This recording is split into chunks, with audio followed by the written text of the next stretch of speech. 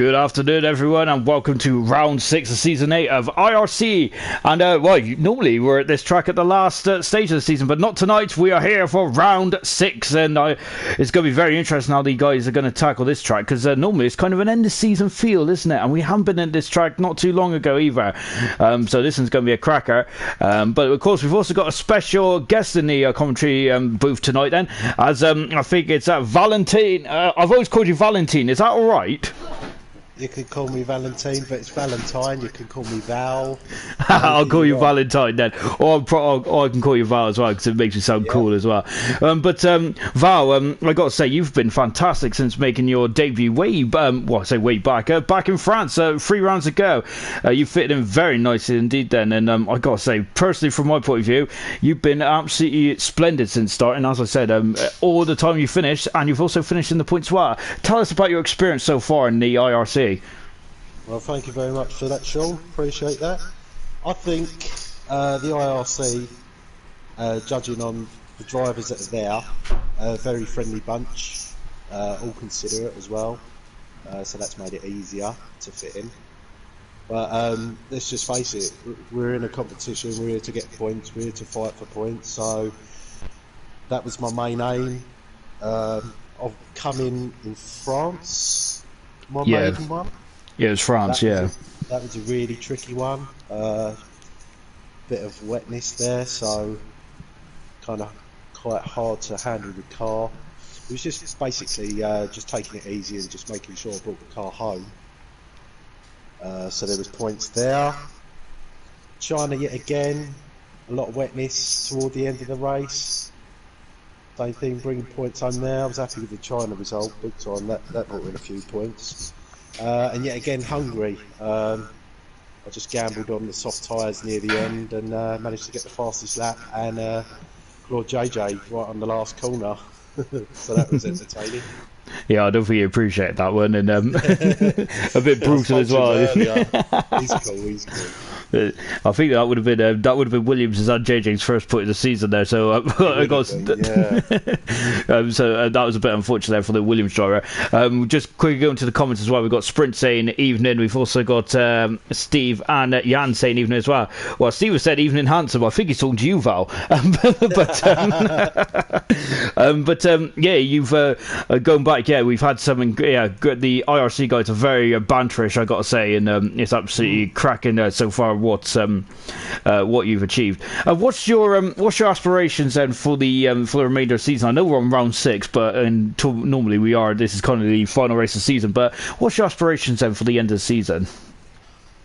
Just to carry on what I'm doing.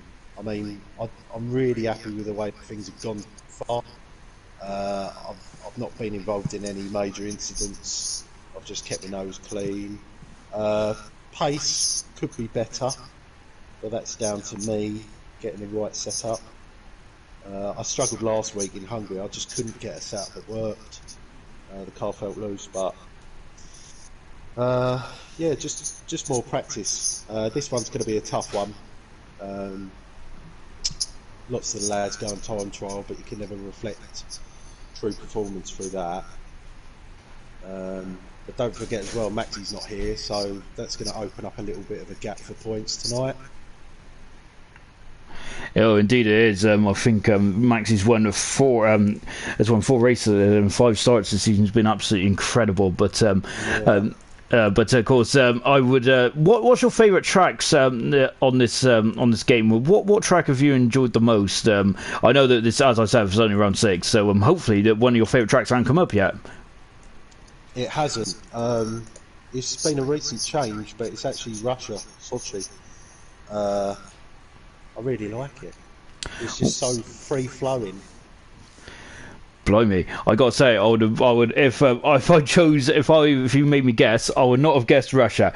So that's quite an interesting I love it when people like have different kinds of like favorite tracks and stuff like that, because it's very interesting. Not many people, I quite like it, because some people don't like China, and all of a sudden there's someone that comes out the woodworks, oh, I love China kind of thing.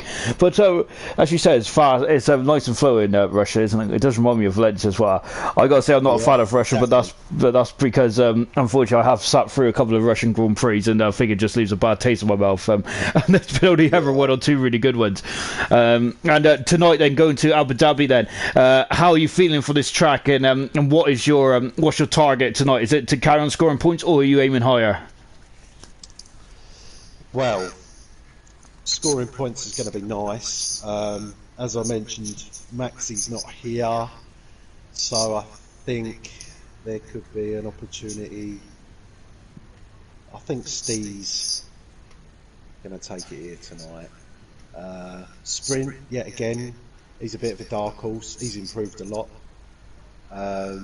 getting a podium last week. So I don't know. I'm just gonna race my race, you know, and just see how it goes. Qualifying, I'm going to try and get to Q3, but I feel that I'm going to be a strong contender for like 11th or 12th, worst case scenario. And we've got rain. What? Rain in Abu Dhabi? What is it? What's going on here? Let's have a look. I've got to say, I don't think we've got a wet quali. Light rain with damp conditions. What do you make of that? Well, I got to say, I'm absolutely thrown by that. I doubt anyone would have actually practiced in the wet in Abu Dhabi. So I've got to say, I'm loving this. I'm not sure about you as a driver. I wasn't even going to talk to you about rain, but I know that you've got to go to quali in a minute. But before we do so, rain in Abu Dhabi. How are you feeling for rain? Well, not just in this track, but how are you feeling in rain in general on this F1 game? Just to be extra cautious. Just dab the throttle a little less than you normally would in the dry. I'm running medium traction this season. I don't get on the full traction at the minute, so I just find my happy medium is medium. But yeah, that's thrown a spanner in the works really with the rain and quali. Yeah. I got to say, we just have to see what's what. I think this is going to be an interesting setup for the race. That's for sure. Really is, and I got to say, I'm loving it. I'm loving this curveball. This is going to be fantastic. Anyway, I'll let you go to your qualifying session now. Then, as I don't want to waste too much of time. Thank you for joining us, Val. And I got to say, I've really enjoyed that chit chat, and hopefully I'll be talking to you again sooner. Much appreciated. Lovely, Sean. Thanks a lot. Enjoy the race. Oh, I will, and I hope you have some good points as well. Of course, I cannot be biased, so, but yeah, I hope you do well. Nice one. All right, I'll speak to you later. Yeah, see you later, pal. And that was bye. And of course, that was Val. That was, of course, one of the newer members into the IRC family here. And I got to say, it's absolutely brilliant to speak to him as well, wasn't it? Really getting interesting insight to his to how he's adapted to IRC. Then, so really good stuff indeed. There, I was enjoying that. That's absolutely fantastic. It really is. Then, well, I got to say then is if you just joined us, then hope you're having a great time tonight. And welcome. We are here in Abu Dhabi for round 6 then of the IRC Formula 1 World Championship. And I can't believe I'm saying this, but we got rain in Abu Dhabi as well. Of course, we had a sprinkling of rain, didn't we, in the 2017 one, or was it 2018? I'm not too sure, to be honest, but rain was definitely not on my radar. Well, that's because my radar is a bit on the dodgy blink anyway. But yeah, goodness me, this is going to be a fantastic race. I have no doubt about that. Rain in qualifying is really going to throw a spanner in the works as well, isn't it? As you can see, we've got 17 cars in this session, so we're going to be losing 2 drivers then. And this is going to be a cracking race nonetheless then as well. Rain or shine then? Well, it's not going to be shining, is it? Of course, this is a twilight race, of course, then. Anyway, then, yep, as you can see, then we still got a couple of cars in the garage as well. Let's quickly go through the drivers and the constructors standing, shall we? And of course, Maxi, as we just heard just a minute ago, of course, he is top. So we've got yellow flag out there. He is top of the standings at the moment, isn't he? Of course, he's had in 5 races, he's had 4 wins and 3 pole positions. Well, he's not going to be winning. He's not going to be winning tonight, is he? As there's only 1 Ferrari on track, and that is Rizzle Sticks. Sorry, I've had too much coke. Second position is Steve. He's 31 points back. Then can he narrow the gap down between himself and Maxi? It's a good opportunity tonight. Third position is T. Sammy, 56 points adrift. I can't believe I'm saying that after 5 rounds. Roscoe is in 4th position. Sprint and Matt have swapped positions in 5th and 6th. Timmy is 7th. Asdog, big mover. He's now up into 8th position then, with Harry, Fizzy and Hog all dropping down a position each set. That is the drivers. In the constructors standing set, every team has scored apart from the very unlucky Williams team at the moment. Now I can't believe I'm absolutely shocked that it's raining here in Abu Dhabi. Absolutely, that's threw me completely off my game, which is not really too hard to do, is it?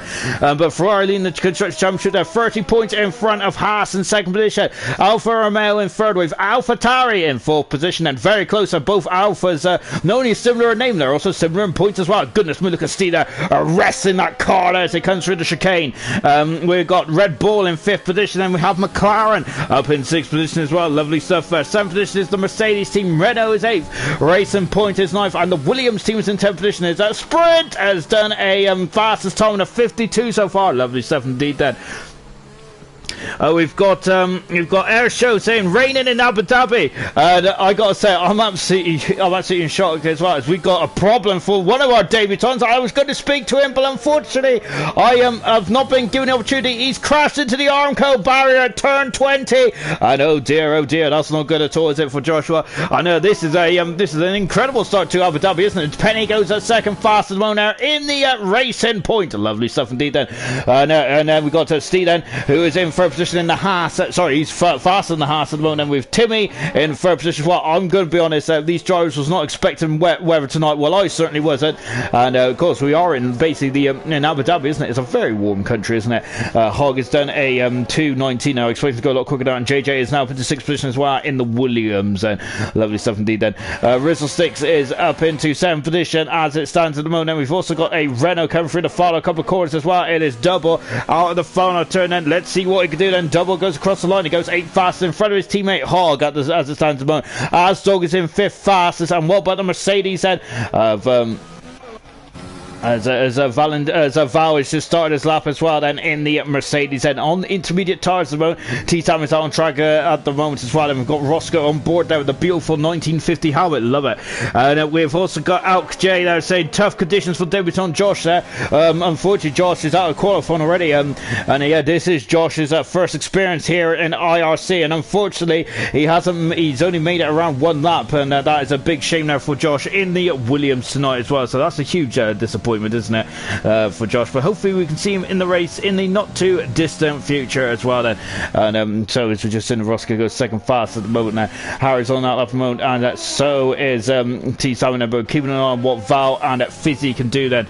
So we're on board of Fizzy now in the Mercedes then, and I'm loving that helmet there from Fizzy, a beautiful blue and yellow helmet there as well, and I love it. That's a cracking helmet indeed then. And just now on board then with on board with Fizzy as well. Lovely over the shoulder shot as well. Beautiful stuff indeed there from Fizzy as he goes underneath the hotel. Of course, that'll be one place I would love to stay. And now accelerates away there, not getting on the blue paint now. You've got to be careful on the blue paint now with this wet weather. And look at that then as he now comes into the final turn as well. Fizzy there out of the final turn then. Oh, look at that then. A lot of opposite of armful of lock there, but he goes 3rd fastest there in the Mercedes. Lovely stuff indeed there. Val slightly off the track there. Oh, loving that helmet out from Val. Slightly off the track there as he was just trying to get the car back into the relatively postcode zone of the track as well. I'm absolutely in shock this rain tonight. Remember, I usually like to leave this sat to Bahrain because I'm not really sure about Abu Dhabi, but of course there it only rains 12 days a year in Bahrain, and I'm not sure how many days it rains in Abu Dhabi. I don't think it's that many. And Val goes 10th fast. His aim was 11th or 12th fastest when he was having a quick interview with Val earlier on in this session as well, which is good stuff indeed then. See something out on track then, of course, the champion, car 36 then in the Alfa Romeo. He's had a bit of a difficult start, hasn't he? He has had 1 win this season. He's the only other man apart from Maxi to win a race tonight then. Interesting to see then. Stefan has just said, newbie looking nervous. Unfortunately, Unfortunately, he's looking a bit more nervous. He's probably now a passenger now in this qualifying session, as he is out of qualifying, which is a big shame indeed, isn't it? Now T-Sammy into turn 21 turns on this circuit. T-Sammy out of the final turn, and let's see what the champ can do. The champion goes fast at the moment, and goodness me, 9/10 of a second in front of Steve, and that is something that you don't really bat your eyelid at, being 9/10 of a second in front of Steve. Incredible stuff. Here's the McLaren. He is invalid his time of Harry. 9 minutes to go in this qualifying session then, and we are aiming to lose one driver, not two now, as unfortunately Josh is out of qualifying, as he has come a cropper at turn 20 out of this 21 turn circuit, and you can see he's coming down into I think he's coming down to 11 and 12, I think it is. Val's just in front of us as well. So this is going to be very interesting, isn't it? 8 and 3/4 minutes to go in this qualifying session. So if anyone that's new is joining us, welcome. We are doing 3 parts of qualifying, because that is traditional qualifying session these days in F1. Not the hour, or back in '95, I think they did the last time they had a 2-hour practice, basically 2 separate hour-long qualifying sessions, wasn't it, on Friday and Saturday. Now it's just a 3-part qualifying session. 18 minutes for the first part of qualifying, which we're doing now, where we lose the 5 slowest cars. In this case, we're losing 2 slow cars, which is Josh and whoever the other person is. At the moment, it is this man here, Harry. Can he get himself out of qualifying 1 then? Qualifying 2 is it's 15 minutes long. That's where we're going to lose another 5 drivers, as that Ferrari mechanic looks very fed up. Probably he's unhappy, as he was hoping to wear some shorts tonight. Well, goodness me, if you're going to wear shorts, you're going to get a wet leg. So perhaps it's not a good idea, is it? Yeah, so of course, qualifying 2, 5 cars, you're going to lose the 5 slowest cars, and whatever tyre you start on, of course, if that's dry, you will start the race on that tyre, whether it's soft, medium, or hard tyres. Soft tyre is the fastest tyre, but of course, the grade's the quickest. Medium tyre is in the middle, and then the hard tyre is of course where the grade's the least, and of course is more durable, but unfortunately it's the slowest tyre. So that's the whole tyre talk. I try not to talk about tyres anymore, because as I keep saying this lovely pun, I'm tired of tyres. Haha. Car 88 there, lovely stuff indeed there from Sprint. He is on the green mark intermediate tyres. They can shift about I think it's 20 litres of water per second or something like that, or something like that. I know the wets could shift about 80 now, can't they? I'm sure they used to be only shift 60, but I think that I read somewhere is 80 now. That might be wrong, so do not quote me on that. Sprint there is currently done 4 laps on the intermediate tyres. He's just trying to find his feet then, as he's out of the chicane there, which curiously breaks up these 2 long back straights over to support Grid Hutchinson. And in the second intermediate split is now, and there's a Williams, a second Williams has come a cropper as well, and that is JJ. Oh goodness me! And did he get hit? He got hit from behind, and who was that? That was Penny. And at 5 place grid penalty as JJ was reversing back into the pit lane now, and that is not good at all, is it? And oh dear, as T-Sam's retired from the session then, but that is not that's not very good at all. We got Crash coming into the pit lane here in Abu Dhabi, and that's a that's not very good at all, is it? Racing Point mechanics are there and primed and ready to go. When JJ is out of qualifying, as that is that's an incredible. As Roscoe's gone second fastest at the moment, that's an incredible instance out there. And both Williamses are out. Well, before we've even got going in this session, about 13 minutes gone in this session, and we've already lost both Williamses. Josh unfortunately out of the race then, and out of qualifying, I should say. And JJ is out of the qualifying session as well, albeit he is in qualifying too, but unfortunately there is no T cars in Formula 1 anymore. Of course, that was outlawed way back in 2002, wasn't it? Of course, if JJ was racing back in 2002 now, he would just run back across the garage and get into the spare car, and probably Josh would have done the same, to be honest. And I think that one time, I think Pedro Diniz was sharing his hours, wasn't he, with Mika Salo, and I'm sure that they did the same with Damon Hill as well in Australia. I know that, I'm sure they definitely did it in 98 with Salo in Diniz, but yeah, they and I think Diniz also, Hill and Diniz did it back in Australia in 97 when Arrows had a pretty appalling qualifying session. I think I can't remember if they were both starting on the back row, but Damon Hill certainly was 21st, I believe. As just watching Roscoe there, just coming back to the pit. On board Harry, he needs now to pull something out of the bag. Then let's see what he can do then as well as he comes into the final part of the course as well and accelerates away. Then you can see there's a bit of a dip there, isn't it, before getting into the start-finish straight as well. Of course, the first time we raced on this circuit was back in 2009, wasn't it? I remember watching the practice session there with after going to Drybrook's lovely chip shop then. Oh goodness me, that was back when times was fun. And yes, I got to say I was an absolute pig. So I think I had nuggets, a big old batter sausage, and a large portion of chips as well. You either go big or go home, is that's what I say anyway. Harry coming into the turn 6 as well, then before accelerating away. Track is still damp at the moment and nowhere near before we go into dry tires. Of course, DRS has been disabled as well as we're coming down the back straight. But yeah, 2009 was the first time we was here. Sprint has gone fast as he's about 200 of a second in front of T Salmon, the champion. And when T Salmon needs to strike whilst the iron's hot, and what I mean by iron hot, I mean that Maxi is not in this race, I should say, as he is elsewhere doing business, isn't he? So this is a good opportunity there for the drivers to kind of reel Maxi back in and stop his momentum, which he has really accumulated so fast and quickly in the start of the season. He has been absolutely impeccable, hasn't he? Maxi has really incredible stuff. Very much what T Sammy was last year, and I was really looking forward to see what T Sammy and Maxi could do going head to head. But Maxi's put T Sammy in the shade, so to speak, hasn't he? Marcus Smith, evening all, PB. Hello, I hope you're having a lovely time as well. I think that Marcus Smith, I think Marcus Smith is PB, isn't you? I hope so. If not, I apologise. I got to say, I only know people by their gamer tags. I don't know my own name at times. I've basically called myself Ginger ever since I created this gamer tag, and I've completely forgot my normal name. Harry comes out the final turn. Harry goes 7 fastest. Harry is through into qualifying 2, and that's good stuff indeed then. And so good stuff indeed there for Harry. He is through into qualifying 2 and he is safe. PB, who doesn't like to show his hand in qualifying, does he? And he is oops, sorry, I've just got the cable caught in all my under my belly there, so that's not good, is it? As Rezel 6 there is coming through turn 2 and 3 there. Is very slippery, it's very precarious when it's a dry circuit, but it's wet at the moment now. Frank, he's evening. Sorry I'm late. Don't worry about that, Frank. You might be wondering why it's rated Abu Dhabi. I'm wondering the same thing. I didn't expect this, no one expected this, but goodness me, it's absolutely incredible, isn't it? As Marcus Smith saying, yes, I am, Sean. As yes, so Marcus Smith is PB, and it's great to have you on the stream, Marcus. And yeah, he's just chilling in the pits at the moment there. And I hope you enjoy yourself as well, Marcus. I'd like to have your thoughts on the season so far. If you'll care to share with us, Marcus, then I'm more than happy to have you in the Oda commentary box anytime as well. I'd be interested to sort of some drivers. I got to say, I quite like the segment we just had with Val, because it was really interesting. Was that, of course, Val was one of the newer drivers in IRC. Well, I think that Josh has taken up that mantle now in 17th edition. But yeah, it's great to hear from the drivers as well, and just get their take on how life is treating them in the old Formula 1 cockpit.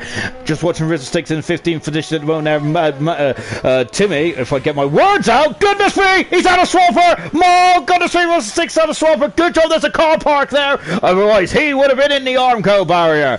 So good stuff indeed there for Rizzo Sticks then. But goodness me, then that definitely will walk up. But those intermediate tires are going to be screaming hot now, and they're going to be slipperier than a fish. So I mean, better have to come back in the pits after that one. And you can see, look at that, the back end is wagging like a tail of a dog. So yeah, Rizzo Sticks is going to have to come back in the pits in car 15 then.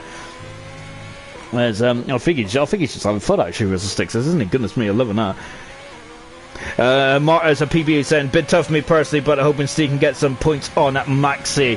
But I gotta say, PB, you did a very good job in Australia there, getting in 10th position. I remember last season with PB, if we PB was finished 11th position, I think about it was about 11, 12, 13 odd races or something like that. Rizzo Sticks, I feel he needs to be careful here. We don't want him to have a crash there and of course be out of qualifying, do we? But yeah, yeah, I remember PB, a start that we did at the end of last season. The PB was 11 in about 13 odd races. He finished 11th, and that would have improved his points quite dramatically. Of course, the points scoring system goes down to 10th position now, doesn't it? As PB has left the session. Oh goodness me! Hopefully he'll come back in just a jiffy. But yeah, as PB has been was in 11th position more often than not last season. That would have improved his championship position by like 2 or 3 positions. So yeah, good stuff indeed there from PB. And yeah, but he's not a man. He's not a man that really takes up qualifying, as he is just happy with getting on with the race today as well. Of course, I got to say I love all kinds of Formula 1 where it's qualifying and going as fast as you can, or the race where it's more of a, as Steve has gone fast. This 49.9 now. Good stuff indeed there from the man who's second in the World Championship at the moment then. But yeah, I think that his double is in full position there. Yeah, it's great to watch either in qualifying or the race as well. As Rizzo 6 this time is on the track still. Lovely stuff indeed there for Rizzo 6 there before he comes under the hotel. So that's the qualifying one. It was more of a practice session, yeah, wasn't it? After Josh unfortunately had an issue at turn 20, and then his teammate in 21 had an issue as well, didn't they? Both Williamses having a bit of an issue there. I know that's a shame there, because JJ was looking very much well at home at this qualifying stage so far, isn't he? Up to 11th position there, and JJ was very unlucky not to get any points last time out in where's the last? Oh, Hungary. Oh goodness me, the random calendar just completely froze me every time. I do struggle there. I've even got the list in front of me and I still can't. I still struggle to know where I am. So Rizzo 6 is complete us up then. This was more of a practice session for the drivers, wasn't it? To really try and get dial their cars into the wet weather conditions here in Abu Dhabi. And look at the understeer that Steve's got, as he's got, I think he's got end plate damage. I see he has indeed there. As PB is back in the session, so that is absolutely cracking stuff indeed there. Yeah, Penny has got understeer, and oh goodness racing, very almost into the Arnco barrier coming into the pits there, and you can see he's slowing down there as well. So that's in the qualifying one then. So we've lost PB and we've lost Josh. Qualifying 2, we've only got 14 cars. Unfortunately, JJ will be starting highest. He'll be starting his 15th today, unfortunately, due to his miss up there. As him and Penny came to blows there on the pit apron, on the pit exit entrance there. So yeah, not good at all there for those 2 drivers. And I think that JJ might get a slap on the wrist for that one at the very least. And there is a car out on track. Oh, Steve's still out on track at the moment. And there he is then, as he's just coming through into turn 1. This rain doesn't look like it's abating at the moment, does it? Goodness me. I can't believe it's raining in Abu Dhabi. Goodness me. I am all thrown on this there. I got to say, I'm really struggling for the stats for the... Sorry, excuse me. Oh goodness me, yeah, excuse me, I've had a bit of a cough coming. Don't worry, I don't think it's that dreaded virus thing, because I think it's more of a yeah, because it's not a dry cough, let's just put it that way. Yeah, probably because I've been eating too much. My belly's trying to reject it. Anyway, so we're now into qualifying 2 just a few moments. The man who was fast at that session was Steve. Steve at the moment there, who would love to get a victory here tonight, wouldn't he? He's had 5 podiums so far, Steve has, though, because he hasn't been off the podium at all so far this season. JJ's got a 5-place grid penalty, so he's right at the back, unfortunately. Not only has he damaged the car, he's also been thrown a 5-place grid penalty as well. So, oh dear, JJ there has been given a proper has been a proper disappointing start there for the Williams driver there as well. Of course, good start for JJ. He's driven for the 2 most successful British teams, hasn't he, in Formula 1 history, both McLaren and this season with the Williams team as well. Lovely stuff indeed there for JJ, and hopefully he can get himself going then for this season as well then. So we're now getting into qualifying 2 in just a few moments. I had a couple of stat attacks for you. This has been the first time this season that Maxi will not be on a IRC season 8 podium now, which is absolutely incredible stuff to say at least, isn't it? That man has just been absolutely dominant, hasn't he? Steve there, can he keep up his podium run then? He has the chance to do it tonight then. Lovely stuff indeed then. We have also got T. Sam, who's had 2 pole positions so far, 2 podiums so far, and so has Roscoe as well. Roscoe's had a very good start indeed then. Pole position so far, it's been Maxi. He's had a hat-trick of pole positions in the last 3 races, hasn't he? In France, China and Hungary. That of course, that monopoly on pole position is ended here tonight, hasn't it? Who's going to get the pole position? Can Maxi or Steve get that second pole position?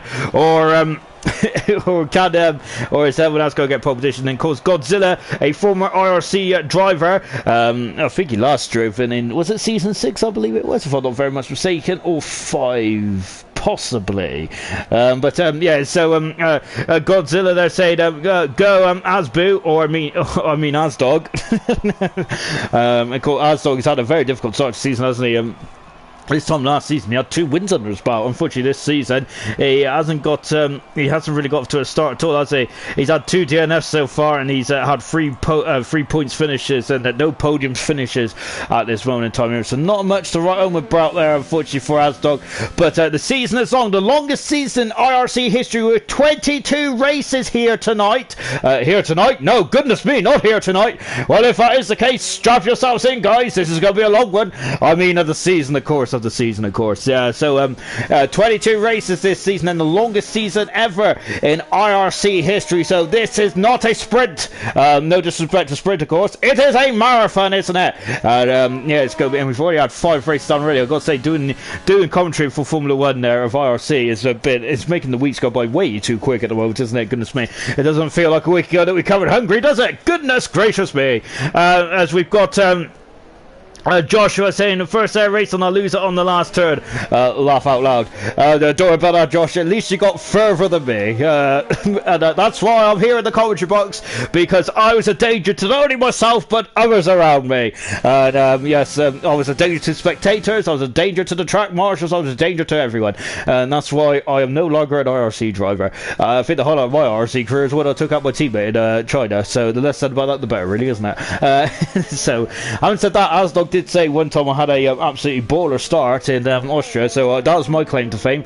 And really, I got to say, apart from that, I don't think I did anything too noteworthy, really, in my Formula 1 career in RRC. But don't worry about that, Joshua. I'm fairly confident that you'll have a better race indeed then. And to be honest, Josh, I got to say, sympathies, because your first RRC race, and it's raining in Abu Dhabi. I got to say, there's races like China that we've been to, we kind of half expect rain, don't we? Because it seems to rain now. It's like a season, isn't it?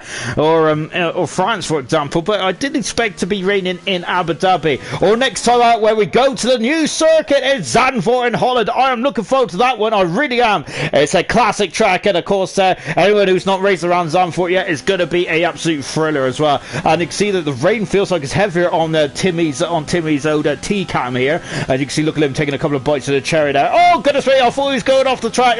If you go off there and the car goes up in there, and you just go off in a big old way, don't you?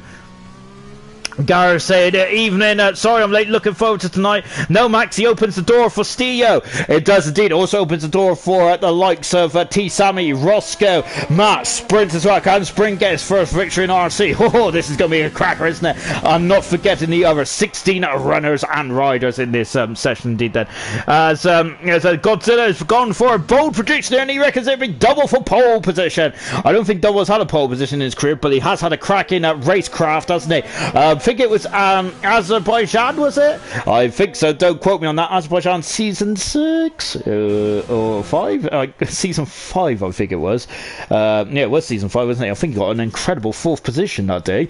Brilliant stuff indeed. There is a cracking drive for Double. Really good stuff indeed. There, as navigating his way through the curbs there, Timmy's going for the first time lap then of the qualifying 2. Then this qualifying 2 session as. JJ's in the pit at the moment. I thought JJ would have been out qualifying, but apparently he's in qualifying, as he is on the he's on the list there on the on the left hand side there. And interesting if he emerges from the pit lane. We've got a yellow flag there at turn 6 as we're on board with Timmy there, and that's a beautiful helmet, isn't it, for Timmy there? So it's out of this world, isn't it? As you can see, there's a bit of a galaxy on it as well there. And talking of galaxies, I need a galaxy right now. So yeah, I might have to buy one tomorrow. 50 there for Timmy, a 50.8 then. Now that's slightly slower. I was expecting the times to get quicker there as these guys, the sprinters got second faster. As these guys are kind of like just throwing the water back up in the sky where it came from. And of course, the best way to dry a track is put a Formula 1 car on there, isn't it?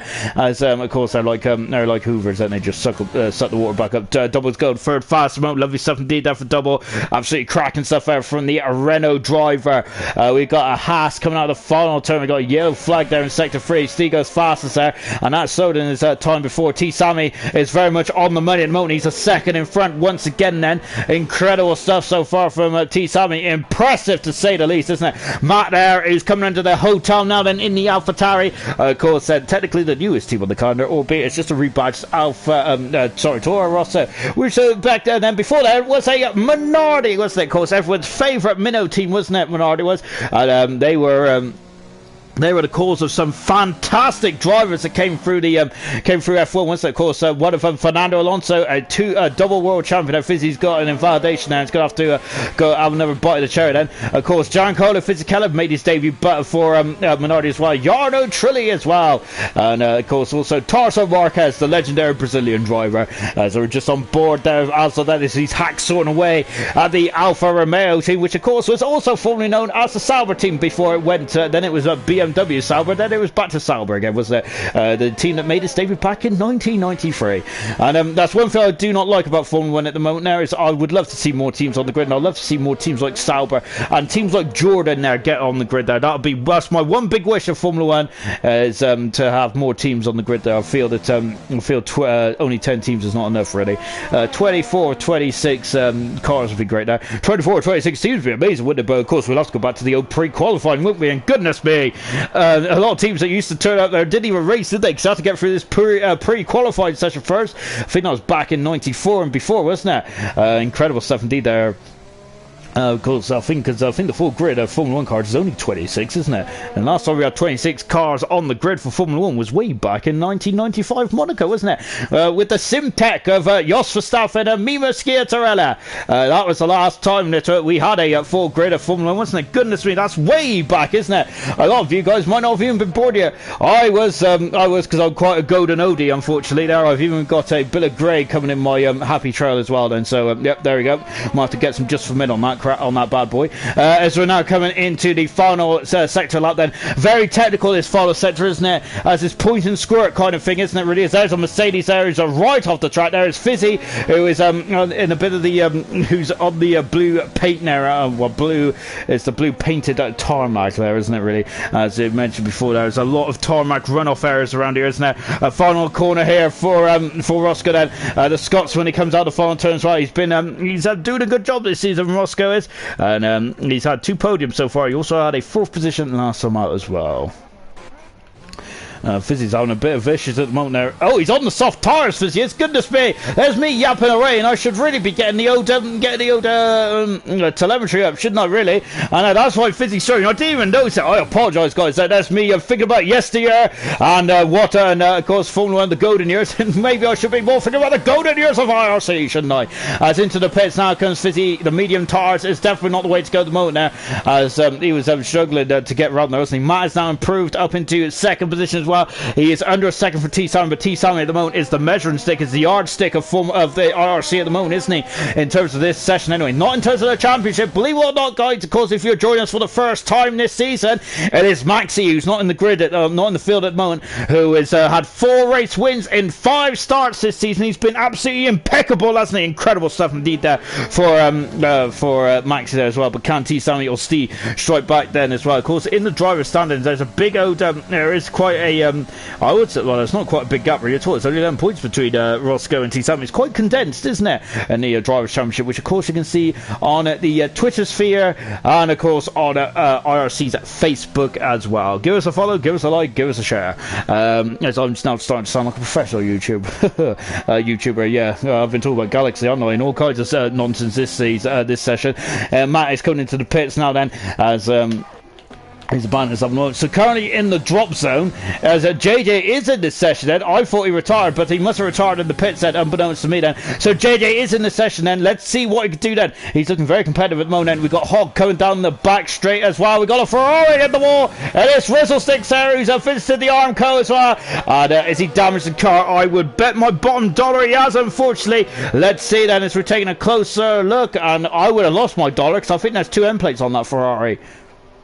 Oh, it's JJ there is going right off the circuit there. Right off the circuit there. It's yep, I have lost my dollar, and yep, JJ has got all plates there and all pieces pointed in the right direction. Hog, who's been absolutely fantastic this season. Goodness me, hack sort of way at that wheel. Goodness me, looks like a lumberjack in that car. Incredible stuff indeed. Then as he's going left, right there, isn't he? Coming really trying to tame that Renault, isn't he? As he now comes in. Oh goodness me, that car was going in the places that Hog didn't want to be going there. Goodness gracious me, then I gotta say Hog has been fantastic this season. He really has. It's oh sorry, I was just itching my ear. Gosh, that's very unprofessional, isn't it? I've got two headsets on as well. I look absolutely ridiculous. Well, more ridiculous than I normally do. But I've also got I did have my IRC jumper on actually, but I've had to take off because it's a bit hot in this old room, isn't it? I was cooking, not in a good way either. As Hog goes second fast mode, lovely stuff indeed there for Hog. And we got JJ at the moment there, who is currently, unfortunately, had a bit of a mishap, didn't he, in the first part of qualifying, and unfortunately him and Penny, they come to blows, but looks like no harm, no foul, as now then is JJ is on a lap at the moment then. Let's see what he can do as well then, as he is now coming through the final turn, and oh goodness me, the back end is stepping out then, and let's see what he's going to do then. He's gone into 12th fast at the moment now. Good stuff indeed. And what about Penny then? He is also on track as well. And now then it's yellow flags are out at the moment, and that's the McLaren. We've also got a Ferrari, I think, out there as well. Is it? It looks like no, it might be an Alfa Romeo actually. I think it is an Alfa Romeo, isn't it? As Penny is coming down the back straight at the moment, and let's see what he could. Let's see what he could do then as well then. So just on board then with Penny at the moment then. And the rain seems to be getting a bit heavier at the moment, isn't it? Isn't it at the moment then? So just on board Penny, as you can see, navigating himself through the chicane. Of course, no DRS on this on the track at the moment there, of course, because it is raining. It is deemed not fit enough at the moment, as it. So we're now on board then. So he's coming down into the chicane of 11 and 12. Apologies, for some reason I'm just getting a couple of calls at the moment, and so oh, it's JJ. JJ is retired from the session now. That's not good at all, is it, for JJ? He's in 12th for this moment. Fizzy's experiment on the dry tyres has finished, and he is coming back in the pit. Sorry, he has come out of the pits and onto the intermediate tyres. And JJ unfortunately is retired from the session. The highest is going to be his 12th. And remember, he has a penalty, a 5-second penalty then to unfortunately to add on. So where he's finishing the moment, he will still be at the back then. So that's unfortunate for JJ, isn't it? As we're on board with him as he's coming down the back straight as well then. Accelerating on the chicane there as well, and look at him fighting the car with Physios at the moment. Rizzle 6 back out on track as well. We've got 2 minutes to go in this session then. Who's going to be taking the walk of shame? Unfortunately, JJ is taking the walk of shame at the moment, isn't he? As he is out of qualifying. As look at Fizzy there. Oh, he's had a swapper on, hasn't he? He is off the track. Fizzy has got one more run. It's all or nothing now for Fizzy. It's oh goodness me there. He is barreling away, hacksawing away at the car, isn't he? Oh goodness gracious me there. My goodness me. And it's T. Silence retired from the session. Good, I think he is safe, isn't he? As safe as you can be, isn't he? Because of course he is top of the timesheets. Fizzy. Oh my goodness me! He's had a swap, and that might have also inflicted his and also caused problems on his second time run as well. As he now goes into turn 1. So this is all enough for Fizzy. Rizzle 6 is 3/10 of a second up. Then we've also got Val, who's also started some as well. We've got a lot of action out there. Penny's invalidated his time. Hog has come onto the track, but it might be too late there for Hog. I might be a bit wrong on that front, but we'll soon find out as we got Aston there giving us a good old wave as well. I think you might have missed Godzilla's comment earlier on there about about calling him Asboo then, which I did. It did make me tickled me, to be honest. Down the back straight as well, and let's see what Rizzle 6 can do then. In the second intermediate time is 2/10 of a second up then. Currently That's not good enough to get him out of qualifying at 2. Goodness me, that back end just does not want to stay with Rizzlesticks, does it? He's trying to walk away from the Ferrari. But Rizzlesticks is having none of it at the moment, isn't he? But good stuff indeed. And say flick through the very fast kinky kinks at the far central right. He's got off the track now, hasn't he? Oh, it's all right at the moment, but goodness me, I gotta say then, I'm loving this because the fact that a lot of these drivers have probably not even thought about dry running around here. So it's really interesting to see who has been practicing for what there. So I gotta say, it's kind of going to have to be like duck to water. You gotta just put your toe in the pond, haven't you, to see how cold the water is. Well, goodness me. And at the moment then, as Rizzlesticks goes 12 fastest, he's out of qualifying, but a good position nonetheless. A doubles also as well. Fizzy's off the track again, and that's a big blow for Fizzy. He is out of qualifying, and Fizzy's incredible season last season, well, this season he hasn't been too incredible as it is. He is really struggling at this stage of proceedings. What a shame there for Fizzy. And oh goodness me, he's doing a drift. Oh my goodness, oh, he's gone the other way there, and he is off the on the out part of the course there as well. Of course, this track is a bit like Paul Ricard, really, and there's so many configurations around here. Double there is out on track as well at the moment. What about Hog? Hog is still 11 for the but I think he could go for another lap, can he? Well, check flag is next to his name now, so I'm completely confused, which is standard stuff, isn't it? I'm always confused, don't I? Here comes Double. Can he get himself out of qualifying too as well? And we're on board with the Renault driver. Indeed, that his teammate Hog there is only a couple of tenths of a second in front of him at the moment, and Hog has been absolutely fantastic so far, hasn't he? And now then coming through into turn 21 as well then, as this light rain just seems to not be abating at the moment, does it? As it comes out the final turn, does Double improve? He's 12th fastest in this, and Renault 6th row. Lovely stuff indeed then. And the Hog then is 6 tenths of a second up in the first intermediate split time. That is very much in the ballpark of Roscoe. And that is not what Roscoe wants, is it? Because Roscoe is very much perched on the edge of that top 10. And then look at this, and he's getting an opposite armful of lockdown and say, oh, Hog is almost losing it. I think he's going to lose a lot of time at his worst place there to spin up your rear tyres, isn't it? And he was pointing the wrong way, wasn't he? And he's now coming into the second split time. He's lost 7 tenths a second. Hog is out of qualifying, I believe, then. So on this, I'm not going to bet my bottom dollar because I've already lost one tonight, and you can tell that that's why I'm not a gambling man. Really, unfortunately, then for Hog, though, he probably wish I was, really. But unfortunately, Hog is out of qualifying, isn't he? Which is shows a shame there for the Renault driver. So then, oh, goodness me, he lost the car. I'm not sure. It's we're just taking a quick look at the replay. And as I just got back, I think the back end was just trying to overtake the front. So difficult, isn't it, on these wet weather conditions, isn't it? It's very tricky, to say the least, isn't it? And now then this Hog is just recovering back to the pits then. And that's his qualifying session done and dusted then. But don't worry, Hog fans, he will be back in action in the race coming up in about 15 minutes time, everyone. So get yourselves ready then. Well, no, before you get yourselves ready, of course we've got to get into qualifying 3, haven't we? And who's going to be on pole position then? So far, the man who's dominated the qualifying and the racing so far, Max, is not here tonight, so there is an opportunity for someone who is going to sneak through that door and get pole position. It's going to be a very interesting prospect indeed, isn't it? And that is the end of qualifying 2 as well, as Roscoe. Oh my goodness me, Roscoe's lost the wheel. He's lost the wheel. That is not going to talk. I think Roscoe might be out of qualifying 3 then, and if so, he'll be 10th on the grid. What a shame for Roscoe. That's a huge blow for the Red Bull driver. I'm hoping I'm wrong. I am wrong 9 times out of 10, but I don't think. Oh no, he is not lit up. His name isn't, so he's out of qualifying, I think. Let's dial it down a bit then, as I'm getting too overexcited. Out of qualifying is JJ. Fizzy out of qualifying as well. Rizzlesticks, Double, and Hog. It's an Renault 6th row there, 3rd time's the charm. And Roscoe out of qualifying as well, and that is a big blow. Remember, as I was talking about earlier with JJ and his teammate, there's no T cars. That's a Roscoe, albeit he's very close to the barrier, but unfortunately they can't just lift the car over, can they? So that's unfortunate. That's unfortunate that he is out of qualifying. We're going to be into Q3 in just a jiffy.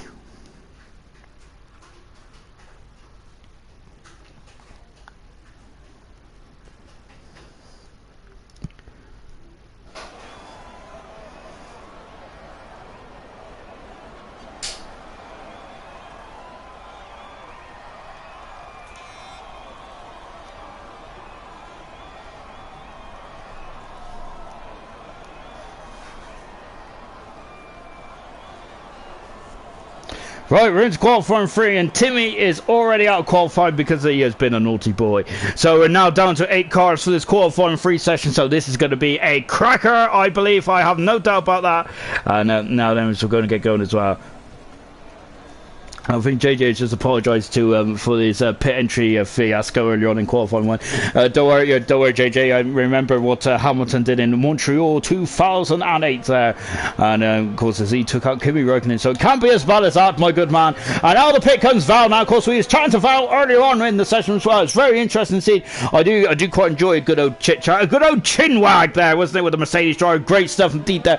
Learned a good lot of good amount there from Val as a driver.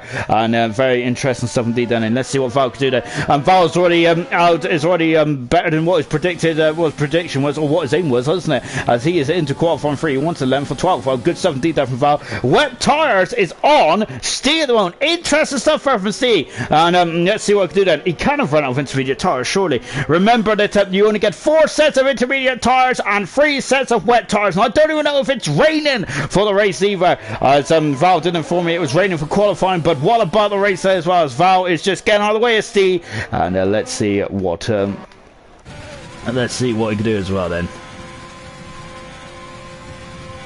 And Steve then is on the wet tyres then as well. I think it's too dry for the wet tyres, and so I think Steve might be coming back in the pits again in this one, perhaps. Well, we'll find out then. As we've already seen there, I'm very much not a mystic meg by any stretch of imagination. But yeah, we're just on board. Then we see at the moment. And the wet tyres, he's the only man on the wet tyres. So I know Steve's a magician behind the wheel, but I think that this, I don't think the wet tyres is the right call. But we'll find out from Steve, who's on pole position in Spain, wasn't he, just a few weeks ago. And then he's just starting his warm-up lap now. So he's yep. So let's. I think that he'll be coming back in the pits. So I don't feel that he's going to be continuing on with this one. Apologies, guys, I lost the stream on my phone. Very professional as always, ain't I? Yeah, so I was just trying to get the old stream back on my phone as well, so I can see, just make sure that I'm not missing any comments there. And that's why I do sound a bit distracted sometimes, is because I'm trying to get these contraptions to work.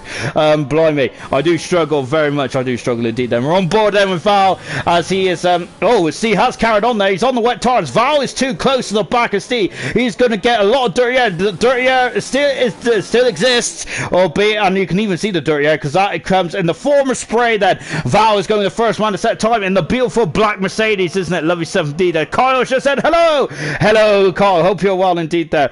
And yes, of course, Kyle. I'm not sure he does have the game with it. Oh goodness me, Val just went off the track there. Of course, Kyle. It's one of my childhood friends though, so it's great to see Kyle on the old shoes. Oh, beautiful stuff indeed then. And yes, he does own the game. He does own the 2019 game, I think, but I'm not sure about the 2020. That'll be interesting to see then. I gotta say, I'm not very good on this game, to be honest. I keep ending up in the wall, really. As now we're on board with Val, has got a lot of traffic down the back straight. Look at that, see there, it's going right off the track there as well. To me, that shot, it looks like it's the rain is not as apparent there, is it? You got to be very awake there going down into that.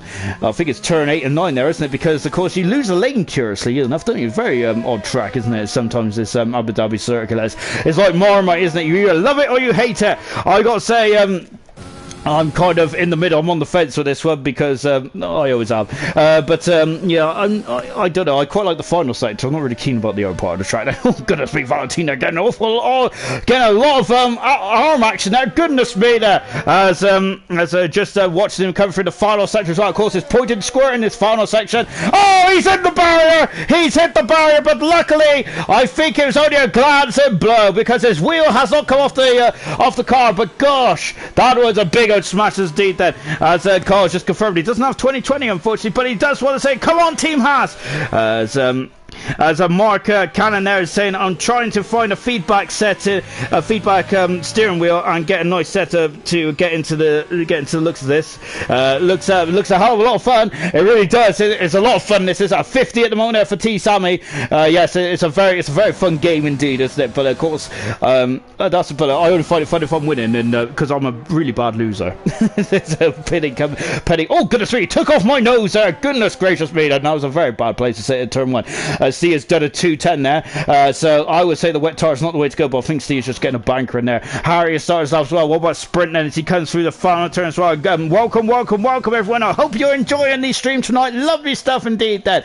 So Sprint has gone third fast as a cracking time there for Sprint in the Alpha Tauri. Lovely stuff indeed then. Harry in the McLaren as well then. And so just on board with Harry, and every time I see that McLaren I just think of a Terry's chocolate orange, even though it's not Terry's, it's mine. As they come out of turn 6 as well then, and down the back straight. On the other side of the grandstand there is a Ferrari world, isn't it? And I think it's the fastest roller coaster in the world, I believe, if I'm not very much mistaken. Once again, do not take anything I say as gospel, because I speak a load of rubbish more often than not.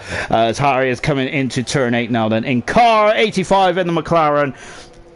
And now to get himself through the chicane as well. I've got to say I am very interested in this in this race indeed. I've never seen a wet qualifying session in Abu Dhabi. It's really amazing, isn't it? I'm absolutely loving this at the moment. It's absolutely fantastic stuff, isn't it? As Harry navigating himself through the chicane, and that is the second intermediate split time done. Now it's all about pointed squares, I mentioned before. As you just got to point in the car and let it drive it as well. Then launch yourself off the apex of the corners as well.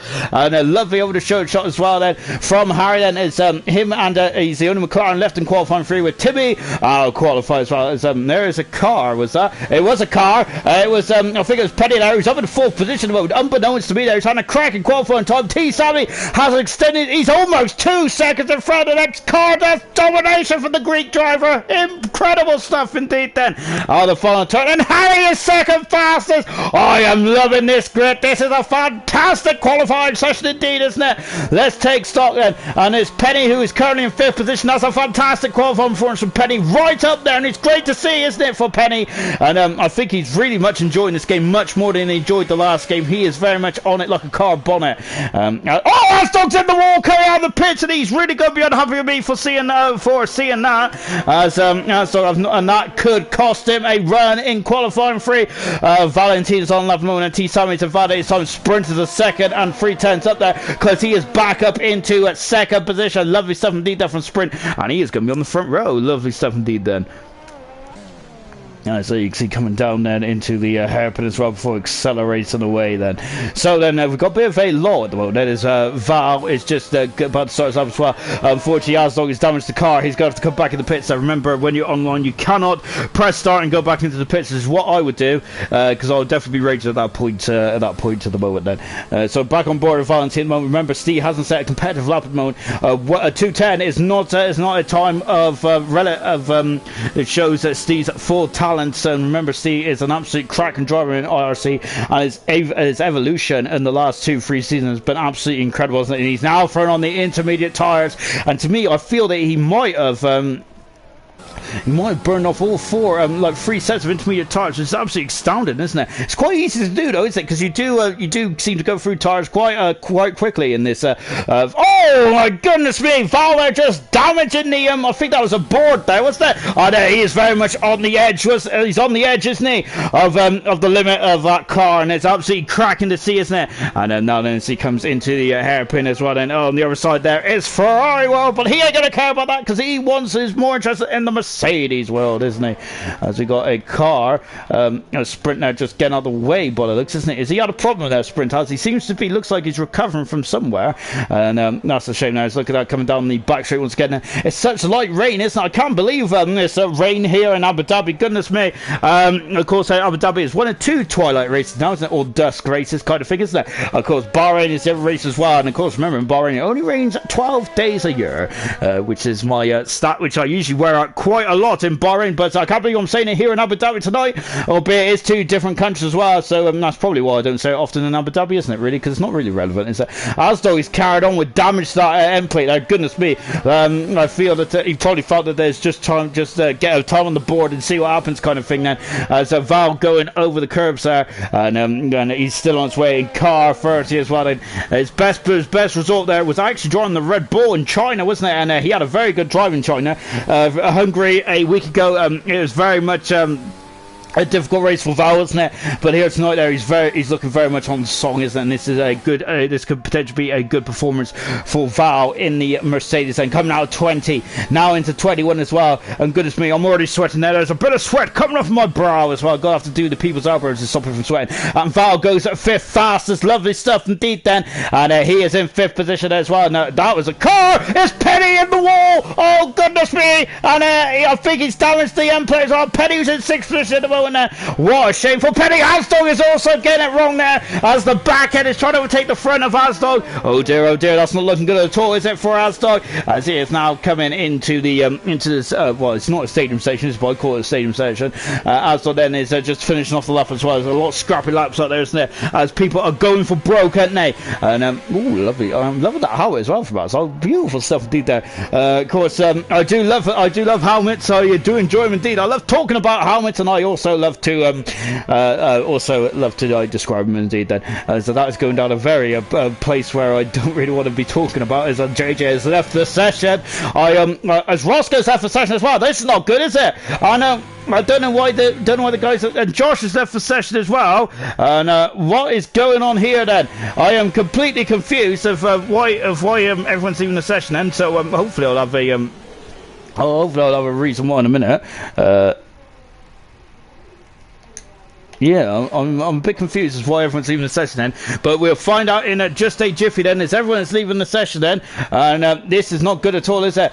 Penny is still on track, Val is still out as well. Sorry about the blue screen, everyone. I was just trying to work out why everyone had left the session. I was just making sure I got an invite, as I have all my notifications turned off, so I could be just talking about the AI going around in circle for all I know.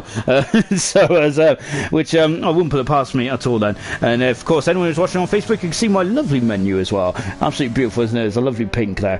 Matt is on the lap as well. T-Sam is also on track as well. This is going to get very interesting indeed. There's a lot of drivers that have left the session for some unknown reason, and hopefully I'll find out in just a minute. I can't see anything on the old Facebook chat then, so I'm more confused than anyone else then, as JJ is back in the session then, as he's just asked if the session is knackered, as Penny is retired from the session. Penny is retired from the session.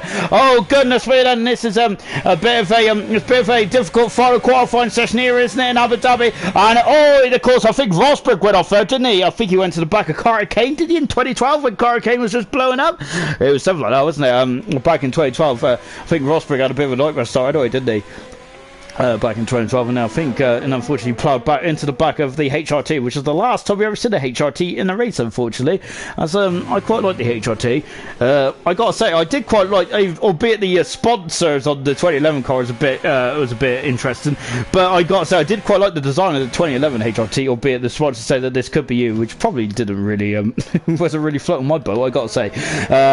Matt is coming out of, you can see that, oh, look at those Abu Dhabi marshals there, in shorts and a t-shirt. It's probably still quite warm out there, as it is warm in here, and goodness me, it's so warm in here you could probably cook bacon on my belly. Incredible, isn't it? As now then, we're coming under the bridge then, under the hotel, I should say, out of turn 19 as well. That 19 has caused a lot of issues in the past, hasn't it? Remember, there was a couple of issues last season there, wasn't it? No one has gone into that wall of 19 this season. Remember, Webber has also been in that wall as well, and I think, didn't Leclerc go in that wall one year? Matt has gone second fast, he's on the front row. This is much more competitive time for Matt. It's absolutely great to see him back in the thick of it as well. Remember, he was second for more often than not, wasn't he, in the last season? And T-Sam is coming in the pits, and he's abandoning this up. His pole position time is blowing everyone out the water. It blew me out of the well out there as well. And now Harry then coming into the final turn as well. And let's see what we do then. Steve's back in the session as well. Harry goes full fastest, and that is it. That's the end of qualifying.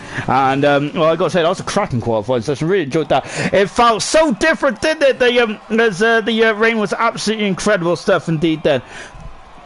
And so unfortunately that's the end of qualifying, everyone, but don't worry, race fans, because the race is coming up in just a jiffy as well, and it's great to have all you along with us at the moment. I'm just keeping an eye to make sure the session is not restarted or anything like that, but yeah, just making sure, because there's a couple of people that left at that stage, wasn't there? And I might have been that wrong about all kinds of nonsense as well, and it's great to have you all join us in YouTube, on Facebook as well, or wherever else you're watching as well. And if you are watching anyone else, that is a legal streaming, because that's the only two places we are streaming tonight then. But carry on. Of course, I don't condone that. Do not listen to me. Goodness me. Yes, do not listen to me at all, because my facts are wrong, and also, yeah, yes, don't do that.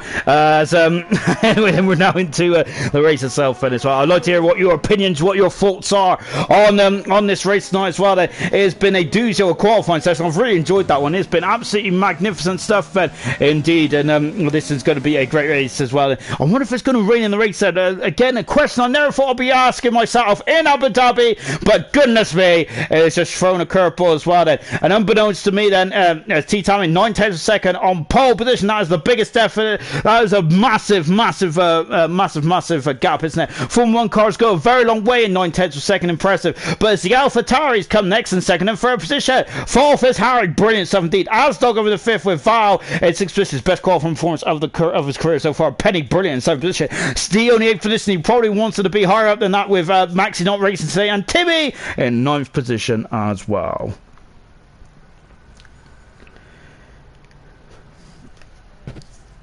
Sorry, I'm just rubbing my eye, and we're now getting ready for the race itself then as well.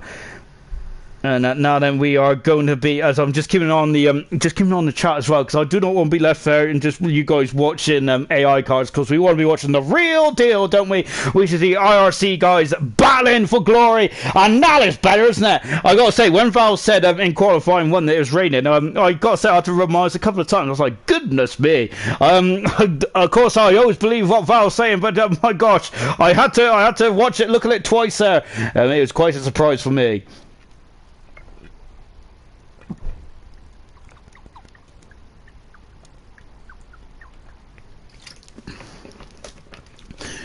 Right, then we're getting ready for the race itself. The time is now counted down. It is the final countdown for the round 6 of IRC, and what that rain has done for the race, then it's kind of robbed us of like a strategy call for the second Q2 session.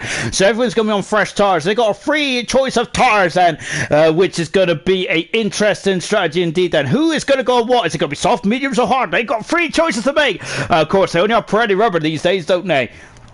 Of course, with Bridgestone bowing out of Formula 1 way back in 2010 as well. It's been 10 years since as Josh has joined the session. Hopefully, I joined it too late as well. And now we are getting ready for the race itself. And I love that graphic, by the way. It gets me really hyped up indeed. Then, as Giannis said, that T Sammy is raining there. Is ranking there. I think he's doing a cracking job indeed, isn't he? And yes, he is also reigning supreme as well. Let's go through the tyre choices. Sorry, from front to back. 28 laps around Abu Dhabi. We've got a migrating host at the moment. As I usually like to migrate my toast into my mouth. But I'm not sure. I think that we might be starting a new session, perhaps. And if we are, better the skies. And unfortunately, if that is the case, you've got to listen to my very appalling facts, really, about Formula 1 then. Yeah, but yeah, just going back to tyres. I know I said earlier on I was going to not talk about tyres, but I've already broken a lie already, otherwise I'll break another one. But yeah. Yeah, Brazil. Yeah, 2010 was the last time that we had a tyre other than Pirelli, wasn't it? Of course, 2010. And Pirelli had a brief, wasn't it, to make very degradable tyres. And 2011 was a cracking year, wasn't it? Vettel was very impressive indeed, to say the least, wasn't he? But I think but it was 2012, so I really enjoyed. I got to say, 2012 was absolutely incredible stuff indeed. Then, so I'm just waiting for my notification. Apologies about the blue screen again, guys. I really dislike it. As Jan has said, good luck, guys, and have fun. Yes, of course, we're going to get another session going in just a jiffy as well. And you can see a lovely pause screen now. So the session is being set up there. So we've got a bit of a wonky session tonight. I got to say, in the new game, new Formula 1 game, this is the I think that apart from that awful race in Australia, which wasn't down to the session at all, it was down to the dodgy streamer, me. We kept losing connection, didn't we? Which I just still don't know to this day why. There was no bad weather, no nothing. But today, I think it's the first time in RC that we've had a problem with a connection, haven't we? And so hopefully we'll be getting going in just a minute. Calling for Val to have a cheeky podium there, and that's a very good shout, because I think today it's not going to be a straightforward race by any stretch of the imagination, is it? And I still haven't received an invite yet, so I think they've probably forgotten about me up here.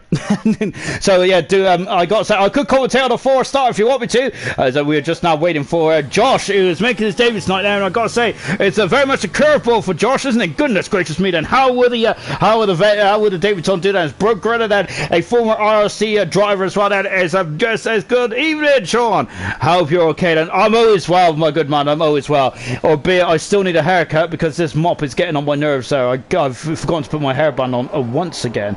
Roscoe's on pole position, a fantastic pole position from Roscoe, but unfortunately that's not going to be the case, is it, in a minute then? So we are just waiting for it to go. Now we'll go here in Abu Dhabi. Lovely start indeed, but remember, this is not the official start. This is just a pre-course start. We've got a lot of red X's as they go into turn 1. Sprinters left for session as well. He's set a fastest time of 2 minutes. Goodness me, Roscoe's also done 2 minutes as well. As they come around this, we've got a yellow flag. There's the AI has already crashed into someone who's took Penny out. Oh goodness me, and Penny is gone. Penny is gone already. I know that's not good at all. It says they come down the hill again as Josh has left the session as well. Alstock leads there. He's trying to crack it. Oh my gosh, his double has gone into the wall. Oh goodness me, then. And a good job we're past the watershed because this is absolute anarchy out there. Double is facing the wrong way. Oh my gosh. That's the end of the race, luckily enough.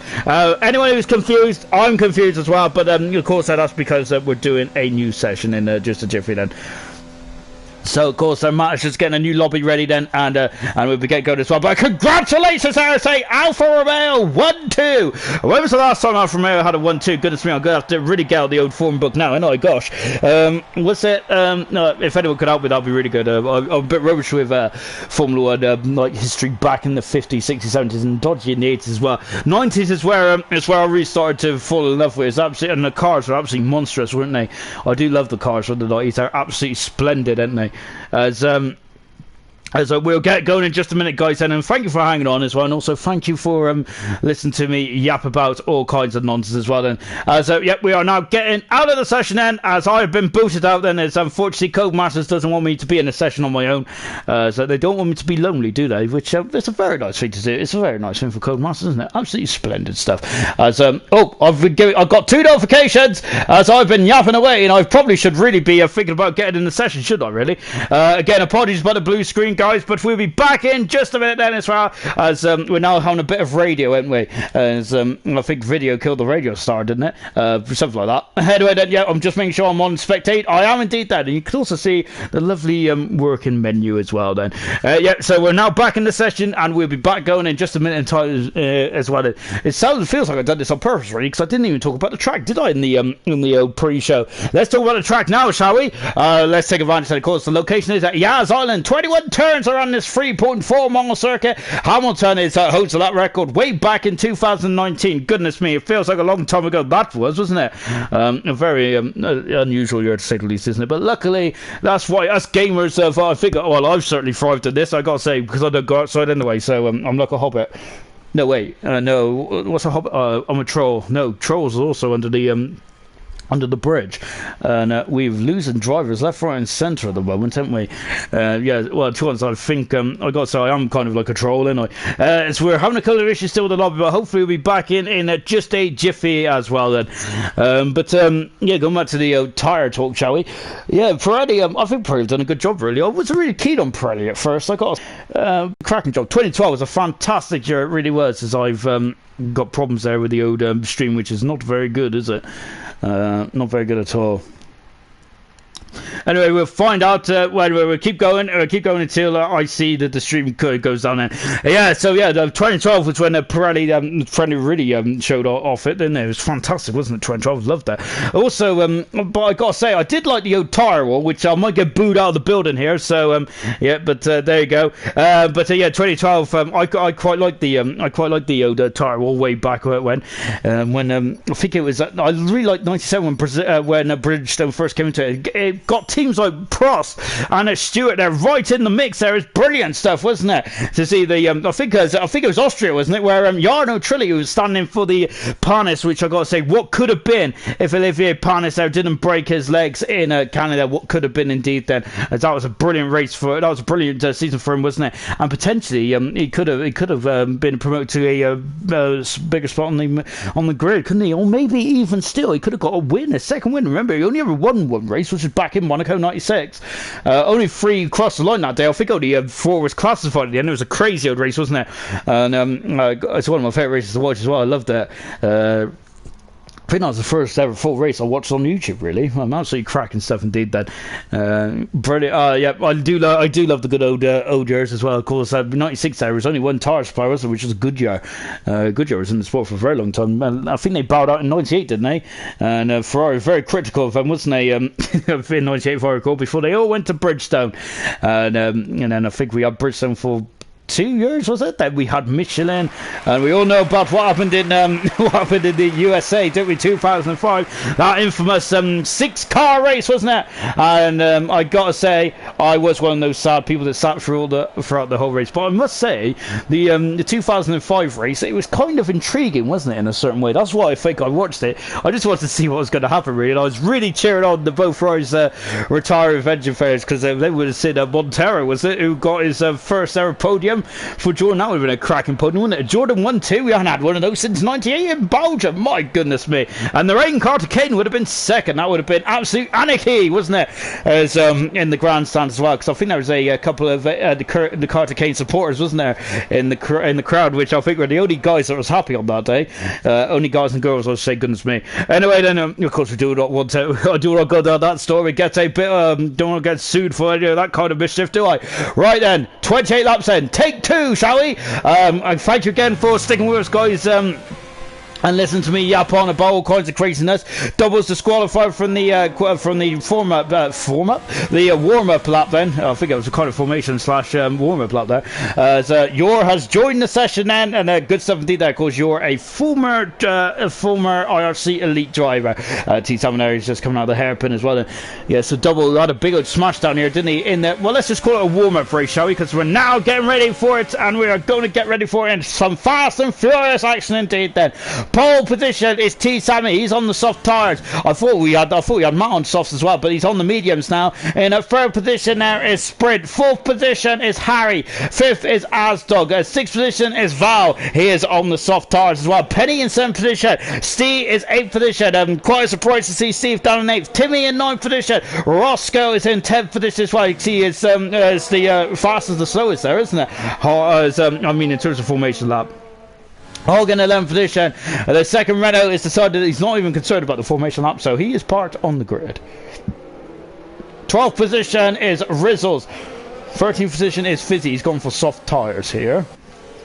14th is PB, but you heard about PB in the comments earlier on then, didn't we? And it was, of course, he was it's very interesting to see what PB was talking about. JJ in 16th position, of course, he's got a 5-place grid penalty for shenanigans. And Josh making his debut in the second, Williams 17th as well. Can Williams get their first points of the season as well? So I brushed me old mop to one side then. So we got soft tyres for T Sammy, for Val, for Hog, for Fizzy, and for Josh. Medium tyres for anyone else. No hard tyres inside, because it looks like even with the predicted strategies, hard tyres is not the way to go, is it? Wow, that is very interesting to say at least, isn't it? And of course, if anyone wants to cut my hair, then give me a shout, because give me a shout on the old messenger, because this is ridiculous at the moment. And so it looks like I'm going to have to get an old paper clip in a minute and just pin it to one side. That is what it feels like from pole position there for T Sammy. Brilliant stuff indeed then.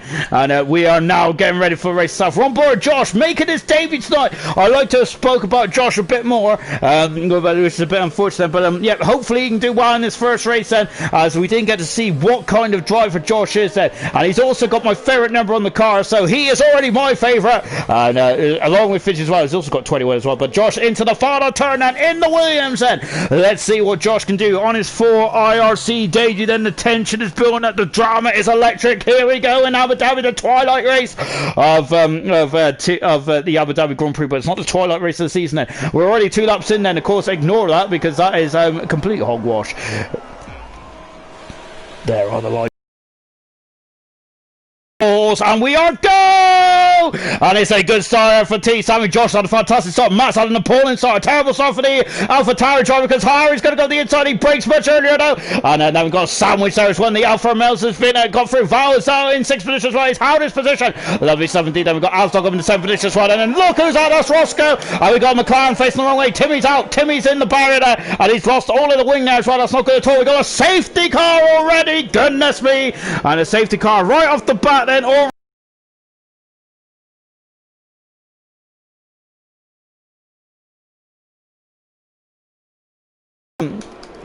Luckily for Timmy, he is. Luckily for Timmy, then he has got a safety car, so he shouldn't lose too much time. Albeit he's lost 8 positions. Josh up into 11th position. Goodness me, he's took off like a hot knife, through butter. Fantastic stuff indeed. Then, as the predicted strategies, then are changing all the time. The pits then, our big movers Roscoe steaming through the field once again. He's up in the 4th position. Biggest loser is of course Timmy there. Unfortunately, he has dropped down into 17th position as well. And now then, as we're coming through the chicane as well, Alsdog there is just jumped down a couple positions as well. So I've got to say then, even though it's a short run into turn 1, it's one of the shortest of the season, isn't it? But there's a lot of change of positions there. Matt and the Poland start, but somehow, it's not only the short straight there, but also Matt doing a very good job there. Harry broke much earlier, didn't he? But even if Harry did break earlier, he was still in front of a sprint there, which is absolutely fantastic stuff. Very much Fabu there for Harry there. So he's up in the 3rd position there.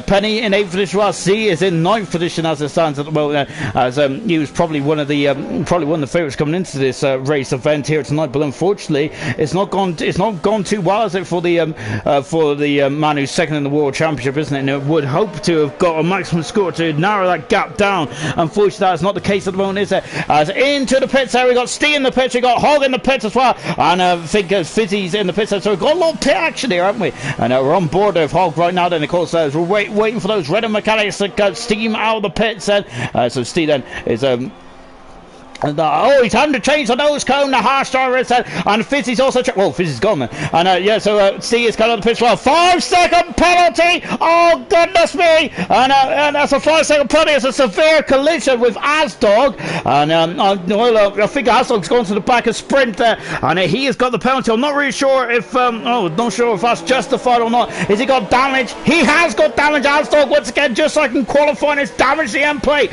on that Alfa Romeo pit. As Timmy is just coming out of the pits now. Then I think it's going to be a short, sharp safety car. That's easy for you to say. A short, sharp safety car, and we'll be back on it like a car bonnet in just a few moments' time. Talking car bonnets, there is the Mercedes there, driven by Bernd Mailander, as he has raced a lot of laps there. It's a shame that he's probably led the most laps without winning a race there. Bernd Mailander is, and that's an unfortunate stat. Probably worse than probably much more worse than Nico Hulkenberg's record of having no podiums there, which I got to say, it really hurts me to say that, really, and especially as how talented Hulkenberg is. One of his final races is probably 2013 Korea.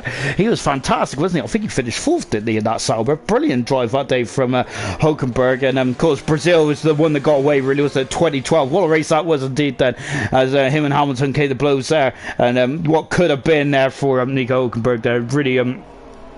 There's a couple of races I really don't like talking about, and one of them is at the Brazilian Grand Prix. I've got to say, I love the 2012 Brazilian Grand Prix, but when you see Hulkenberg having issues there, it just breaks your heart, doesn't it? And I'm not, I am a big old Nico Hulkenberg fan. I'm loving the fact that he came back for those 2 races at Silverstone this season. Absolutely fantastic stuff, it really was, wasn't it? And good stuff indeed. But of course, it's much better to see Perez there, who is much better now, isn't he? And back in the racing car. So great to see Perez also back in action as well.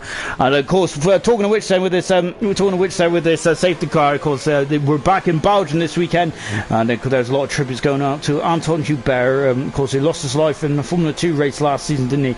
And unfortunately, you still see some of the it's quite a nightmare, isn't it?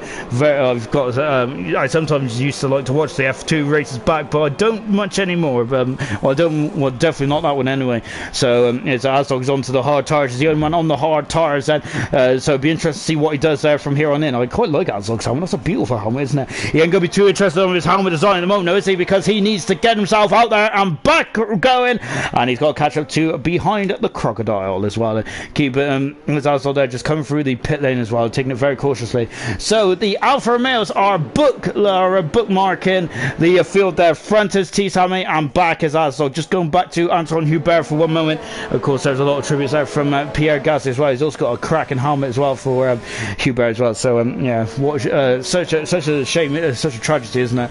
And I was very critical of the Halo at first. Unfortunately, the Halo would not have been able to save Hubert's life, but of course, because he did have on the car anyway. But I think safety has to be paramount in motorsport, doesn't it? Really? And I was one man who was really against the Halo, but I think that if it saves lives, then of course it's just it needs to be there, doesn't it? Really.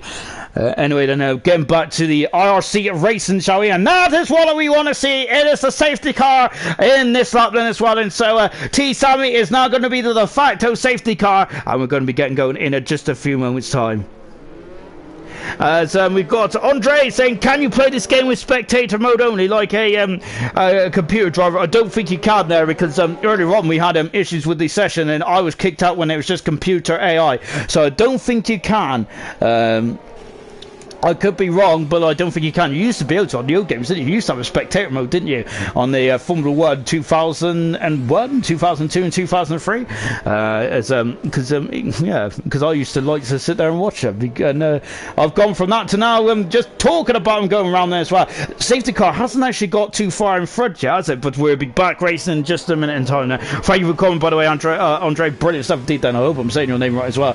I can't even say my name right, so hopefully so really that's just the way it is. We're back racing, and T-Sammy then is got away beautifully well then, and we're on lap 4 then as well. Hopefully get a lap of racing now then. Of course, we're approaching 24 minutes past 9, and we haven't had a lap of racing yet, have we? And JJ is having to a fantastic 10th position. Oh, is he? Because oh goodness me, Riddle Sticks is back up the inside, passes the Williams, and JJ dropping down to 11th position. Josh is up to 9th. Fantastic stuff from Josh there in the Williams there. He's had a fantastic start to his IRC career. Can he keep it going? He's only 4 laps old though in RC, isn't he? So he's got a long way to go, hasn't he? And look at T-Sammy there, he's absolutely pulling away at the moment, isn't he? No DRS yet. We have to wait till 3 laps after the safety car, and then the drag reduction system, which is the rear wing there, it opens like a little envelope there where you can post your mail through there. But of course I would suggest you don't do that, because you might get your hand stuck there, and it's probably quite painful, I suppose. Harry is off the track there. Harry is off the track. We've got Rizzle Sticks and JJ still playing away. JJ's gone. JJ is gone there. And we'll have a look to see what's happening here, because Sprinter's side by side there. Look at this, and Harry has got some straight line speed there, but Sprinter go on the outside. No, Harry is not allowed now. JJ is recovering. He's at the back of the field. We'll check to see if he's got damage in the moment. And we've got Steve now, who's past his teammate PB, and PB, oh, are they? As we've got a lot of things going on in the background. Alston, there's damage there. There's damage on one of the cars there. I think it's Alston again. He's got more damage on that Alfa Romeo. His season start has been appalling, hasn't it? As JJ hasn't got damage at all, but Alston has, and what a shame then. And so he's going to be very disappointed by that one, isn't he? He's once again got wing damage as well. And look at these cars. And there is Lionel Stern then, isn't there? As we got Josh there, he's become a bit of a bottleneck as well. And Alston has passed PB and moved up into a 16th position as well. T-Sammy leads, second is Matt, third position is Harry, but they're all pursuing Harry now in the battle for third, fourth and fifth, as it is the final place on the roster, isn't it? Val is up in the 6th position then, and I think he might like to talk to me for all the time, as he's doing a cracking job at the moment there. Hopefully that's not the commentator's curse, though. It's as I do not want to be the cause for any problems for the drivers. As they're back in the pits, they're making 2 stops already then, as Steve is past, as Rizzle Sticks dropping down the order then, as he's down into 12th position as well there, as he was braking quite early for that corner, wasn't he? Rizzle Sticks is me. He knows it's a long race, doesn't he? That might be a very cunning way to play, isn't it? On board then with sprinters. We're coming down the back straight as well.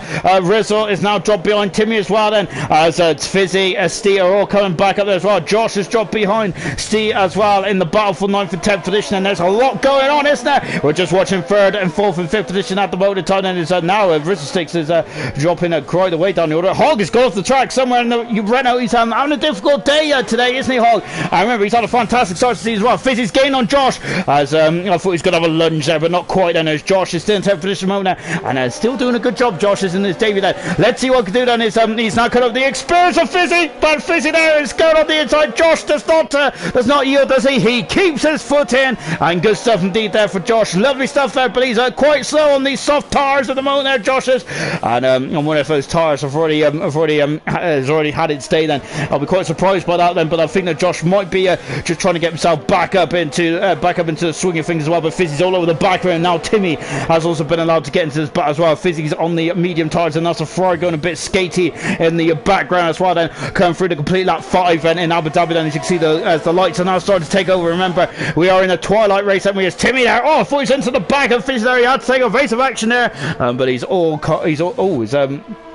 sorry, that's a bit of cardboard there. I thought that was a bit of wing there. Fizzy's got off the track there. Goodness me, and that's very dangerous, isn't it? I remember Alonso hurt his back doing that in 2013, didn't he? But I was more concerned about this. We've had a lot of crashes down there over the years, haven't we? And it's still on the outside of double. Fantastic stuff. And we've also seen Fizzy get past Josh as well. And there's a Ferrari off in the background of Rizzlesticks. And now we got Timmy there, who's all over the back of Josh.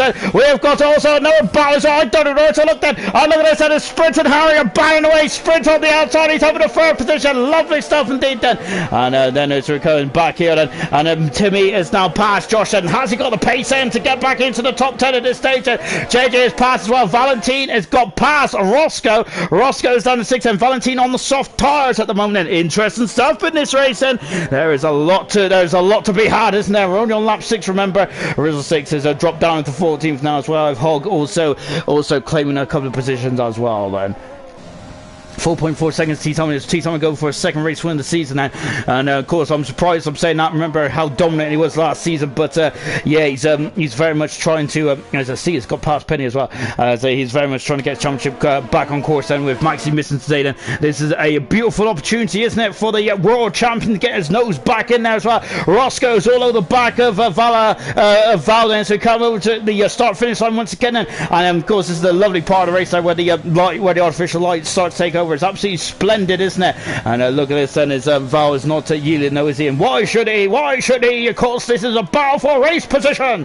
And there's Harry in the background, so Roscoe looking very adventurous there, and he's having a look on the inside. Not quite though.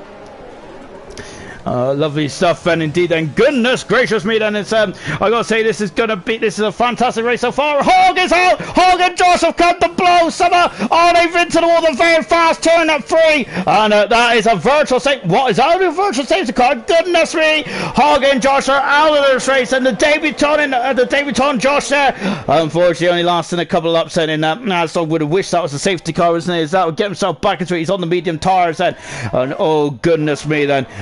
So virtual safety car, that's when you got to adhere to the Delta, isn't it? So of course then it was basically like Rizzlesticks has been given a drive-through penalty for speeding, and I think that was because the virtual safety car has just ended, and that is a big blow indeed. And what a shame then for Josh and Hog, who are both out of the race already. As Josh JS also saying he needs a bit more practice indeed. But Josh was as high as was battling for points, wasn't he? At the beginning of the race. Of course, you've got to keep your nose clean, don't you? But unfortunately, we didn't see what happened to Josh and Hog. I might. Keep an eye to see what happened then, but that's unfortunate to see Josh out of the race at this stage of this race. And same with Hog as well. Hog's had a fantastic season so far, but this is one that he would like to forget then, and probably won't live long in the memory of Hog either. As we're coming out of turn 19 as well, then we're just watching Tim and the one all over the back of Double Cream Cat at the moment then, as Double is being squeezed, isn't he, by Timmy. Timmy's on the soft tires. He needs to get by and make hay whilst he's got those tires in optimal temperature as well. Jez also said JD is probably going to crash out next. Oh, look at this, as Timmy's on the outside, a double, goodness me! Great manoeuvre indeed there from Timmy, and he's passed double, and away he goes, and lovely stuff indeed on board then with Fizzy. His next target is Penny. Penny's on a cracking qualifying, hasn't he? And let's see what he can do then in the race itself. As we come down the back straight, Fizzy, Roscoe and Val have coming together quite nicely, haven't they? And now then as Val has dropped down the order as well. Look at Steve in the background there. He is hunting them down, isn't he? Steve is fantastic pace there from the Haas driver, the man who's second in the World Championship, and he is now very much on it. A great manoeuvre there from the JS. That was a cracking manoeuvre, wasn't it? And now it's I think that was the move of the day so far. It's absolutely brilliant, wasn't it? I love that. And now then there's now we got Val, who's dropped down to 7th position there, as Steve has moved up to 6th position there. Fantastic first opening stint there for Steve. He has been in the pits already. He is the highest runner to have come to the pits, and his next target is Roscoe in 5th position. Roscoe's going to be very surprised to see that Haas driver right up his gearbox there, isn't he? Goodness me. And he wasn't expecting that at this stage. We've got 20 laps to go. We ain't even reached half distance yet, and Steve is going to be a thorn in the side, I feel, there for the runners, and maybe even the podium runners as well. Oh gosh, this is good. Oh, and look at Steve there. He's turning up on the inside of Roscoe. Roscoe, I don't expect to come in the pits there for the foreseeable future at this moment in time. He's on the medium tires there, as I see there on board from that, and you can see that there's a bit of harvesting going on in the Haas at the moment. Oh goodness me, and that was Harry who took my hair off, and I did ask for a hairdresser, but goodness me, that was a close shave.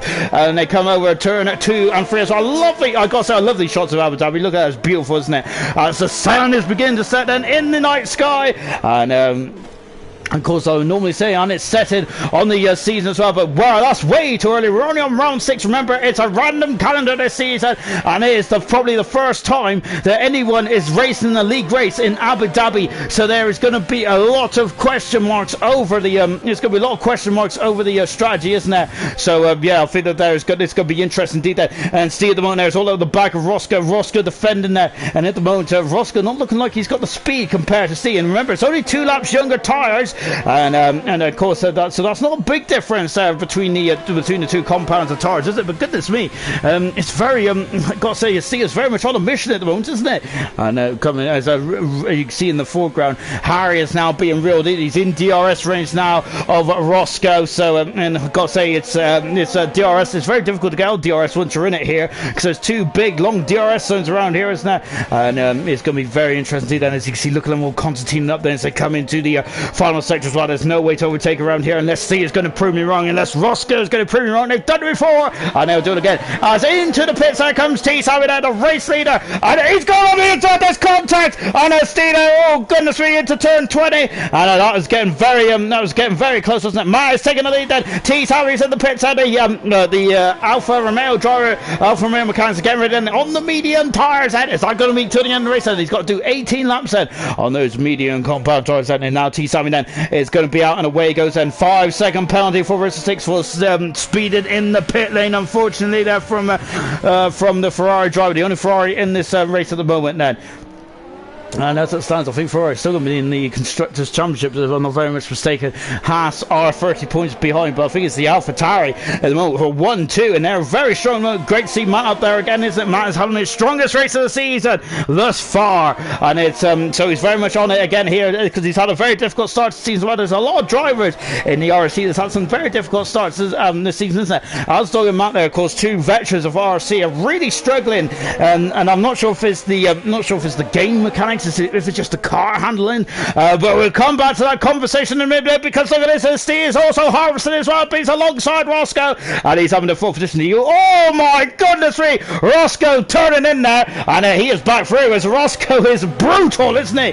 And it wasn't just a chop, it was a good old collateral there, wasn't it? Goodness me, a good old clash as well, as they come down the back straight. And so as Rhythm Sticks and PB are also battling for 12th and 13th position rows, back on board with Roscoe. He is the meat in the Harry, and that's Steve Sandwich at the moment. And there's a lovely shot here from the hotel. C has gone up and under. Roscoe's been defended, and so, oh my goodness me, these guys are getting so perilously close here. Incredible battling. I'm loving this. It's very robust, isn't it? But it's Steve almost going to the back of the Red Bulls and come out of turn 21 and over the line once again. Fantastic driving, and the pit window is now open then for a 2-stop strategy. Interesting stuff there. As T. Sam is now doing position his next target. As Harry's in the pits as well. I didn't even see that. as I was so focused on this battle here. Harry's in the pits there as well. That's an early pit stop there. And now then there's is there an early pit stop for Harry? Yes, it is, because I'm sure he's on the medium tyres, wasn't he, Harry? So interesting stuff there. Steve is on the outside. I think Roscoe's going to chop him off. He does chop him off indeed. And T-Sam is now past Fizzy and up into 5th position. So I remember those two was basically a dead heat in Japan last season, weren't they? This season is a completely different story, isn't it, at the moment? I was talking about Matt and Asdog straight as well. Fizzy also the same as well. And the out-and-out pacer. Steve is on the outside. He's got the inside for the next chicane. But Roscoe is so difficult to pass, isn't he? He is not giving an inch, is he? Great stuff indeed there. I'm loving this wheel-to-wheel action there all the way. And absolutely fantastic indeed as they're coming down the back straight. Steve is on the outside. He's going to dance on the outside. He does. He through. He is passed and he is up into 3rd position. And he's on the Roscoe. No, he's gone wide. And Roscoe's back on the inside. Oh, goodness me. It is getting very, very fisticuffs over there, isn't it? Goodness gracious me. There's the race leader in the background. Or was the race leader before he had to come in the pits there. And Roscoe is battling for his life on it. It feels like it's the final lap of the championship. It's fantastic, isn't it? Great battling, isn't it? Of course, it's very unusual to see this in modern Formula 1, isn't it? Because, of course, this does lose so much time, doesn't it? And Roscoe there is in the pits now. Steve has lost a lot of time behind Roscoe. But, of course, there is not really an after you, sir, is there in Formula 1? And I was loving that. That was fantastic. I don't think Steve was, so was he? Because he's now 6 seconds behind the AlphaTauri boys there. As Roscoe's in the pits there, he's changing those tyres. It's another medium tyre strategy, so he is on the 2-stop strategy here then, as of course you've got to use 2 types of compounds. Back with the AlphaTauri boys at the moment, and at the moment they are having it all their own way, aren't they? I'm wondering if they're trying to stretch this out to a 1-stopper. That's what I'm knowing about this race at the moment. Who knows what it is in terms of strategy? I think that we know that T-Sammy is possibly on a 2-stopper, albeit he doesn't need to stop again on those medium tyres. The AlphaTauri boys are 1-2 at the moment, Matt and Sprint then, and I wonder if there's going to be some teamwork to play here as well, and this is going to be interesting to say the least, isn't it? T-Sammy is now only 2 seconds away from Steve, as Steve pitted earlier on as well then. We know Roscoe is definitely on 2-stop strategy, as is Harry as well. Of course, you have to be on 2 types of compound tyres. So at the moment there, Roscoe and Harry have both done their first stints on medium tyres. And they've done their second stint on medium tyres as well, which means they have to either do softs or hards. And I am quite confident in this one. I think that they might be going on to softs at the end then. Sprint has dropped quite the way back actually from that at the moment then. I wonder if his tyres in the front there are just getting a bit too hot. Does need to concentrate on perhaps not giving so much wear there and getting him so much of a hard time being so behind his teammates so much there, especially in the final. Part of that there as well then is Timmy there is just hopping over the curbs there as well, and Timmy there is going to go to the inside. Double there, swooping across the McLaren, and Matt is in the pit set on lap 12 then, and we're keeping an eye to see what Matt goes on. The former race leader is in the pit set. Just keeping an eye on what Matt does as well then. But before we do, we've got to keep an eye on this battle here, because this is a very heatedly contested 9th edition. No, it isn't. It's a heatedly contested 8th edition, isn't it? And a double there is very much there. Is very much the cork in the bottle there. As Val is also behind as well. Timmy needs to make hay whilst the sun is shining, because I thought that was coming in the pits there, but he wasn't. He was just defending the inside line there. And it's Val. Full Val was just having a bit of a better exit there. Matt's out of the pit. He's gone onto the soft tyres for his second stint. Lovely stuff. Timmy's on the outside. He's passed his double. Fantastic. And double cuts on Val as he tries to go on the outside as well and follows him through. Not quite then. Back on board then Val then is that Rizzle Sticks is in the pits, and the Penny has come out on the medium tyre as well. Lovely battling then. Matt has got 5 seconds of clear air there. 6 seconds albeit of clear air there. Fizzy's just in front of him. He's done 10 laps on those medium tyres, Fizzy has. Oh, this is going to be very interesting as they're coming down the back straight. DRS is going to be one of them, and now double then, who I got to say has been putting up some magnificent defenders now. It's been great defended up and down the field. I've been loving it, and now he's passed as well as a double there is just weaving this way on. I think he's just trying to distract the rookie, isn't he, of Val. Of course, so Val is only his 4th race of IRC, isn't he? But I've got to say that he's scored points in every single race he has participated in so far. Val, he is becoming a very reliable, very dependable driver over for the Mercedes team, isn't he? Brilliant 17. His teammate Fizzy is currently in full position, being pursued by Matt. The gap it's already down to 4.5 seconds. Goodness me, it's going out in chunks, isn't it? Sprint is in the pits as well. The battle for the lead then is now on. Steve is leading. T Sammy a second then, and the question is Steve trying to now going to go for a potential one-stop, albeit yes, he's already been in the pits, but from now on it will be a one-stop, won't it? I wonder if that's what Steve is trying to do. Interesting stuff then from Steve. I can't remember what tires he started on. Goodness me, that's absolutely terrible, isn't it? I should really remember that. Matt is out of the pits already. Yes, Sprint. Look at how much time Sprint has lost. Sprint on the soft tires as well. Is he going to get out in front of Timmy? He has to get out in front of Timmy. He needs to make hay. He needs to make sure he gets a clean bit of tarmac. He does get a clean bit of tarmac. That's a beautiful bit of clean tarmac, and he is through. And up into 7th position. Lovely stuff indeed. That as T Sammy is through, he passes Steve, and Steve then is a drop down into 2nd position as well. They're both in different races at this stage of the race then, but it could come back to these guys later on then. So Steve will be just biding his time then for the remainder of the race as well then. And Steve's got some options there, hasn't he? Harry has just been overtaken then by Ross as well. Roscoe is now up into 5th position as well in the Red Bull. He's 4 seconds away from Matt, who's on the soft tires, and is catched up to Fizzy quite quickly at this stage of proceedings as well. And Harry's in DRS zone, but I think that Roscoe might already be out of the overtaking range. Well, I say that is Harry's just having a sniff at the inside. And now then we're on board with Matt at the moment, and I was just taking a bit of a breath there, because goodness me, we're at half distance here in Abu Dhabi. It has been a corker of a race, hasn't it? And of course we've had a lot of drama here tonight. We've had raiding qualifying, and then of course we had a dodgy session as well, and now we're in the real session as well. We've also had a big old smash there between Josh and Hogg. Then I haven't heard about what's going on yet, and but I'm sure we'll find out then. It looks like quite a difficult, quite a horrible smash there. Matt has got the purchase on the soft tires. He passes Fizzy and moves up into 3rd position. Fizzy is on a similar strategy as Aval. Has got a 3-second penalty for track limits there, and that might come back to haunt him later on in this race as well. But yes, so Fizzy and Steve are on the similar strategy at the moment. They've done 12 laps on the medium tires. What are they going to go for? Are they going to go for the hard tires to the very end then? Or are they going to go for another set of medium tires? Or are they going to try and eke it out and go onto the soft tires at the end? Well, at this moment in time, but Steve is losing quite a lot of time. He's now 1.8 seconds away from T Sammy. At this moment in time, T Sammy will not take the lead in the driver's standings. No, sorry, not take the lead. Not overtake Steve, for 2nd position. Of course, while Ram's here tonight, Maxi will not lose the lead in the World Drivers' Championship of IRC Season 8. Sprint goes up into 8th position now then, so he didn't lose too much time behind Harry, but that's still a bit, isn't it? And look at how much time he has lost though for not pitting. I think it was just a lap later than Matt, wasn't it? Goodness me, Matt is already he is about 5 seconds away from the sprint then, so the undercut around here is absolutely abundantly clear. It is powerful stuff, isn't it? The undercut is here tonight then, so that is interesting stuff indeed then. And just having a look then, Rizzle 6 lovely shot of the DRS out from the Ferrari,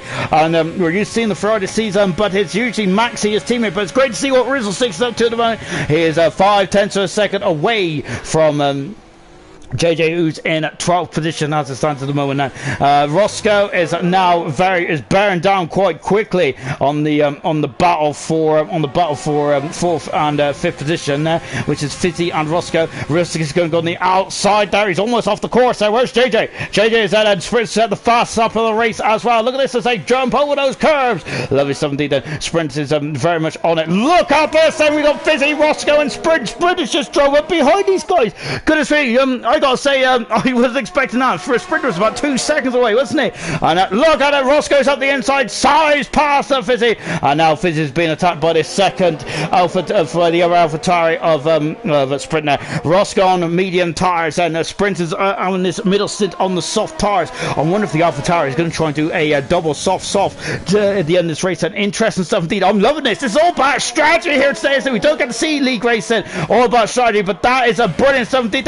As Riz 6 is trying to go on the outside, JJ is having none of it. He chops off the nose cone there of Riz 6, and now, oh goodness me, as JJ there is struggling very hard, quite dramatically on those medium tires with the 4 laps. So, but remember, it is the soft tires have got quite a big old delta around here, haven't they? Harry is now also coming into the back of Fizz as well. Fizz is dropping down the order, but I'm so interested in this battle here at the moment. This is 12th and 13th. There's no points up for grabs. There's a lot of pride though, isn't there? And remember, JJ is racing for the pride of Williams at the moment. They haven't got any points in the constructors. Can he break that duct here tonight then? JJ is harvesting down the back straight. Almost caught Rizzle Sticks out. Rizzle Sticks is also now doing some harvesting as well. We can tell that with the flashing rear rain light. He's on the outside. A fantastic maneuver from Rizzle Sticks there. Boy, what a move. What a move indeed then is into the pits comes Steve from second position then. JJ's coming back at him then as they come down into turn 12 then. Let's see what he can do then. He's on the outside. Whoa, what a move, what a move. That's a brilliant maneuver there. And he is back through as well. Oh goodness me, that's getting very nip and tuck there. They're almost all over each other like a bad rash. Incredible. And gosh, I can hardly see the which car is which there. Fizzy's in the pits as well then. As that is who was, I think that was Harry that was catching up to the back of it. Sprint is now all over the back of the back of Roscoe as well. As this race is far from done. We're on lap 17 out 28. I have no idea what's going to happen in the last 10 laps or so in this race. This has been a cracker, hasn't it? Fantastic stuff indeed then. And you can see then is that these guys are really into each other at the moment. And great stuff indeed there. Sprint is going to dive on the inside. He passes Roscoe. No, he doesn't, because Roscoe is such a tough cookie to crack, isn't he? Sprint is going to go up and under, and he will have more grunt, more traction because of those tyres there. He's on the soft tyres, isn't he? There's so much more purchase there, and he's passed Roscoe and moved up into third position. Roscoe will come back out. No, I think the job is done there, and Roscoe down into fourth position as well. Steve is also he's also on a lunch. He's up the inside. Steve is showing that he's got some pace. He's also on the soft tyres as well with 10 laps to go. So those soft tyres going to get him to the end then. Interesting stuff. I'm so intrigued about this race. This is fantastic. I'm loving it. As Fizzy's gone to the hard tyres then until the end of the race as well.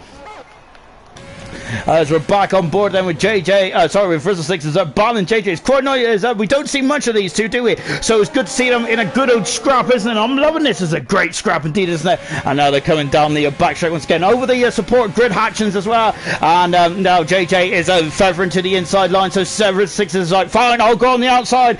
But JJ does parked his car beautifully in the apex of the corner there, and really he just gave Rizzle Sticks nowhere to go, didn't he, in that Ferrari? Rizzle Sticks is sporting the Schumacher helmet there from 2,000 plus there, as Double has got a 3-second penalty. Only 2 cars got penalties so far, and I think Rizzle Sticks is I think Val's what about Rizzle Sticks is off the track. He's in the wall. He's in the wall there. He's gone the power too hard for the Ferrari, and what a shame for Rizzles. He was on a cracking battle with JJ, and that he's damaged the car, and he's only done 3 laps on those tires as well, so that's really going to mess up his strategy.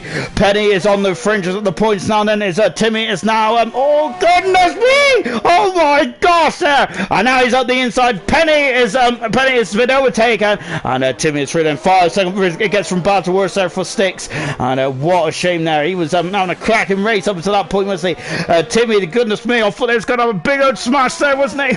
He was getting very much nip and tuck, but Timmy's in the points as well there.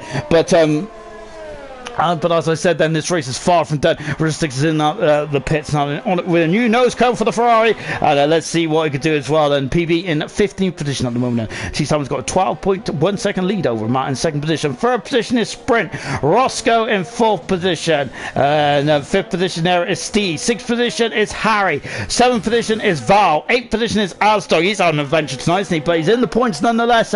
Fizzy in 9th position then. 10th position is Timmy. Penny, who's just dropped outside the points 11. JJ in 12th position. He's been on a good old battle with himself and Rizzles.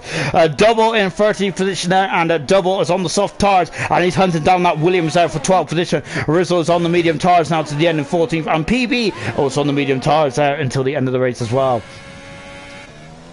So as we're on board then with Sprint at the moment, and he is just 2 seconds behind his teammate as Matt is in second. Sprint in third position there. AlphaTauri looking very strong at this stage of proceedings, aren't they? As we are now into the twilight of this race, where you can see that the almost the natural daylight is gone, and we are now under the artificial lights of the Abu Dhabi floodlights. It's brilliant, isn't it? And look in the background, you see Roscoe, and then behind Roscoe was that grey Haas. It was Steve in fifth position as well. And at this moment in time, and Steve is is well, still second in the World Championship, but yeah, there's a lot of points. He is losing out to T Sammy, and he is not gaining. He's gaining ground on a maxi, but it's not enough. He'll be down to 20 points going into the Dutch Grand Prix in a week's time. And remember, Zandvoort, none of these, we've never had an IRC race in Zandvoort, so I'm looking forward to that one. Then it's going to be in lottery, isn't it? It's fantastic, and it's a great track to drive. It's very much a driver circuit, isn't it? Old school. It feels a bit like Estoril, doesn't it? If any of you guys can remember that race, that was a cracking little track as well, wasn't it? Estoril was. And there you go. The last thing I remember Estoril was when Villeneuve were on the outside of the Parabolica of Michael Schumacher. I think it was called the Parabolica the following turn. I know Monza's called the Parabolica, but I'm sure that Murray Walker also said that was the Parabolica as well when we was on board Schumacher. I remember that one quite well. Matt's in the pits. They're doing 6 laps on those soft tyres and interesting stuff indeed. Then so he is definitely and he's on the outside of Steve, and oh my goodness me! And Steve over the third position there. This time much more short. Steve didn't want to get stuck behind Roscoe for the second time in this race. It cost him a lot of seconds, didn't it? Roscoe's not slow by any means, is he? But I think in this on this track, on this history, Steve is just quicker, isn't he? Matt then is coming out of the pits. Well, he comes flying out the pits, and he's going to be in front of Val, and Matt has done another on the softs again then until the end of this race. So Matt has gone soft then, and we'll see what he can do from that then.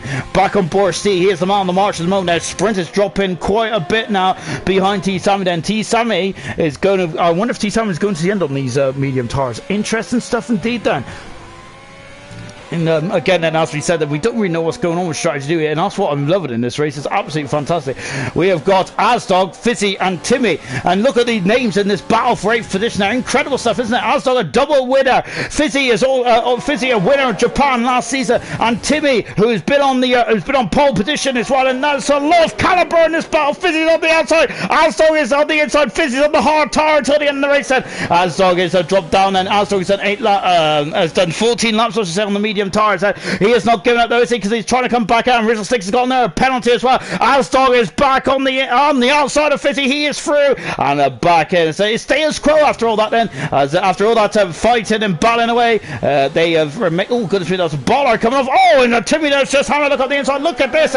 Fizzy is very much pushing Asdog out of the corners there. Asdog is struggling on those tires, and into the pits comes Roscoe. As I'm surprised a lot of guys are coming in the pits, but there is a 2-stop strategy by looks around here, and it's I think that the Roscoe's on the soft tires. Harry is in the pits as well, and what tires is going to go on as well? I think it's soft for Harry, is it? Well, find out. And Matt is back up into a fantastic 4th position. Steve might be up into a de facto second here. Asdog's in the pits then, so that leaves these guys then to battle away. Then Asdog there just taking more of the cute angle, of course, because he's in the pits.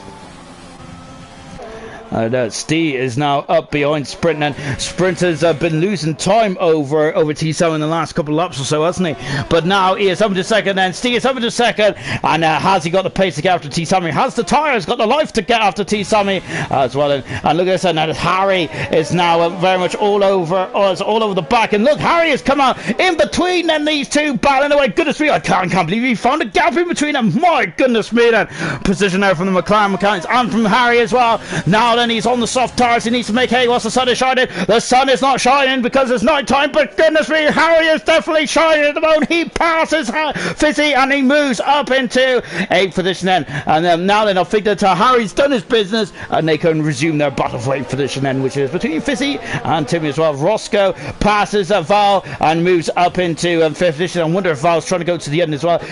Into the pits comes T. Simon then, so he is in the pits then. He's gone soft medium. Is he going to go for soft to the end of the race? I wonder if he's covering off the guys that are coming in the pits. Interesting stuff. That yet those soft tires are on for the race leader. He's been dominant since this since the get-go in this Grand Prix. The Alfa Romeo mechanics looks a bit slow there, but I think it was just me then. Oh, this is interesting. See, it's done 4 laps on those soft tires. T. Sammy has been incredibly quick in this event tonight, hasn't he? And to be honest, it looks like he hasn't put a foot wrong. Has he? He's been dominating from start to finish, and he's back out of the pits. He's second position. He's got 10 laps, 6 laps, 10 laps to 10 seconds, 6 laps. This is going to be a cracking end then. Matt on course for his first podium of the season. I can't believe I'm saying that, but that is well and truly the case at the moment there for the AlphaTauri. Sprint in 4th position, Roscoe 5th then. Sixth position is Harry. Seventh is Fizzy. Timmy is eighth, and Val is in the pits as well. Is he going to get out in front of Valstock? It looks to be the case, and the undercut in this race is absolutely phenomenal, isn't it? So everyone has done 2 stops at least in this race, and I quite like a 2-stop race. It's been great, hasn't it? Really good strategical race. And this one it's been a cracker of a race, and I have thoroughly enjoyed this one. But this one is far from done then. Who knows who's going to win then? Steed has gone on, had a difficult day, but he's found himself in the lead. Incredible stuff then.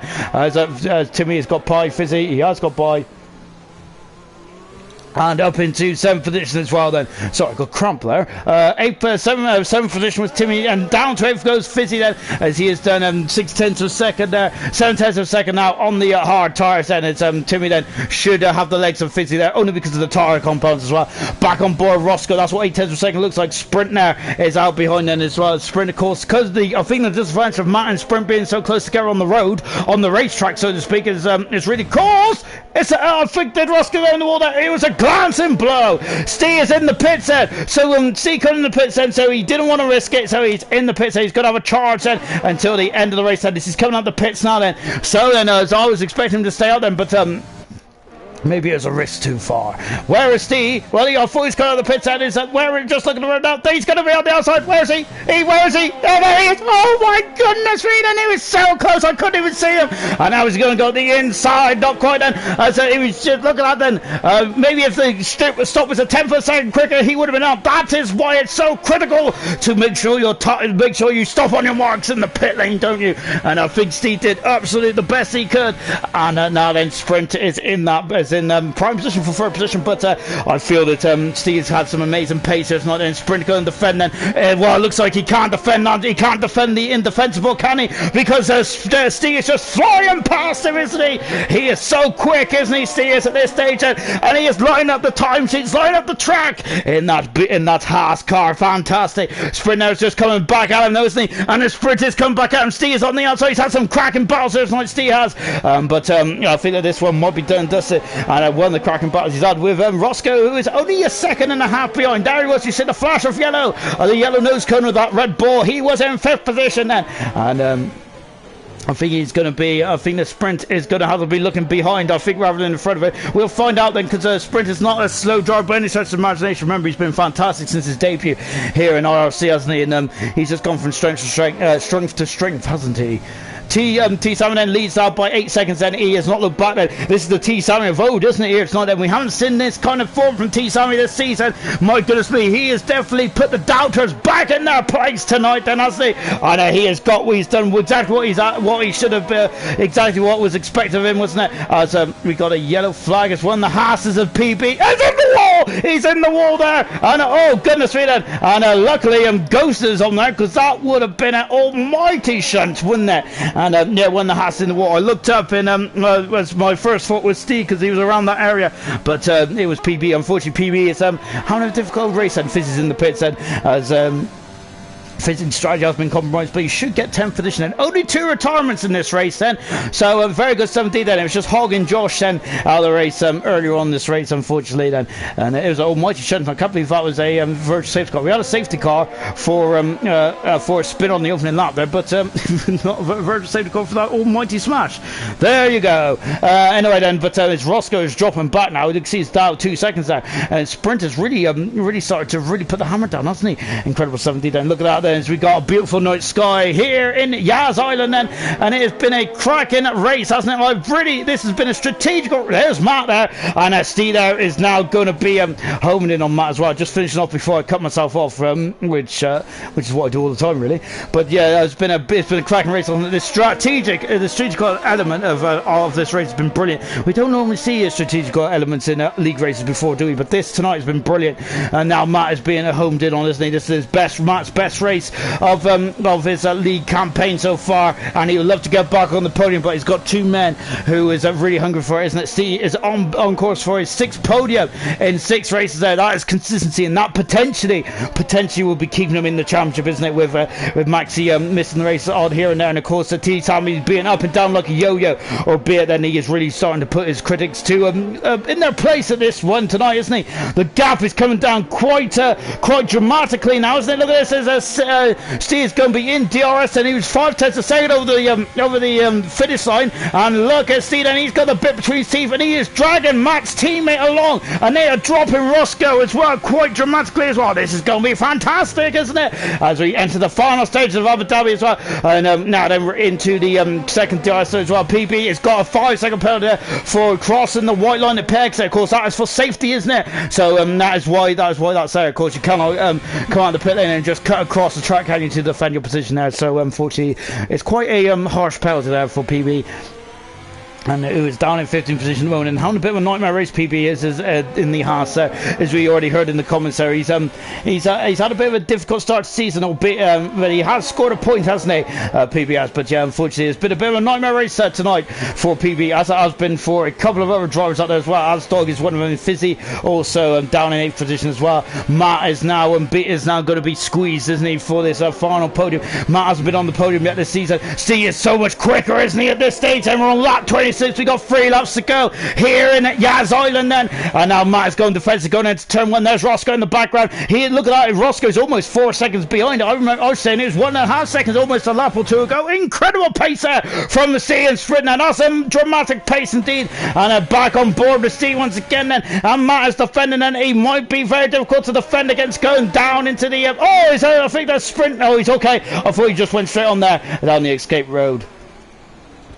Oh, then you can see then just give him a good old nudge there, wasn't he? As they come out of the hairpin now, then DRS and right on the money. Matt is in the centre of the track there. He wants to defend there. And there's a double DRS for sprint and double dose of also of this slipstream as well. And look at this, and Steve's on the inside. He passes Matt, or does he? He does indeed that, but Matt is he's being forced right there. Where's Matt? Matt's back on the inside. Contact on the 2s. Alpha Tauris have come to blows. Oh dear! And there's damage on one of the cars. Who is it? As let's take a look. Matt is okay. He hasn't got damage, but with his sprint there, we had damage on one of them, and his sprint there with damage as he was in the wrong place at the wrong time. That sprint was, he was too close there, which seems to be the story of his race, doesn't it? As he was on the back foot in terms of strategy, wasn't he? He lost 5 seconds, didn't he, in the pit window when he didn't pit a lap, when he pitted a lap later. And unfortunately now he's also got damage on that end plate as well. It's too close to home now to come to pit. Surely he's just gonna have to live with it to the end there. But Steve is on course there for second position now, as he's pulled 2 seconds out there as he overtook Matt as well. Unfortunately, they did come to blows, but let's see what happens on it. But Matt's not going to have not going to have sprint all over his gearbox in the final stages, is he? But he might have Roscoe, because Roscoe is now in DRS, and we spoke about it earlier in this race of how difficult it is to get out of the DRS zone, isn't it? And they come through turn 1 as well then, and look at this, and Roscoe can smell blood in the water now, can he? But look at the wash on the car. That is the dirty air coming off the back of that AlphaTauri. As you can see there, it just causes so much understeer, which also causes more damage to those front tyres, doesn't it?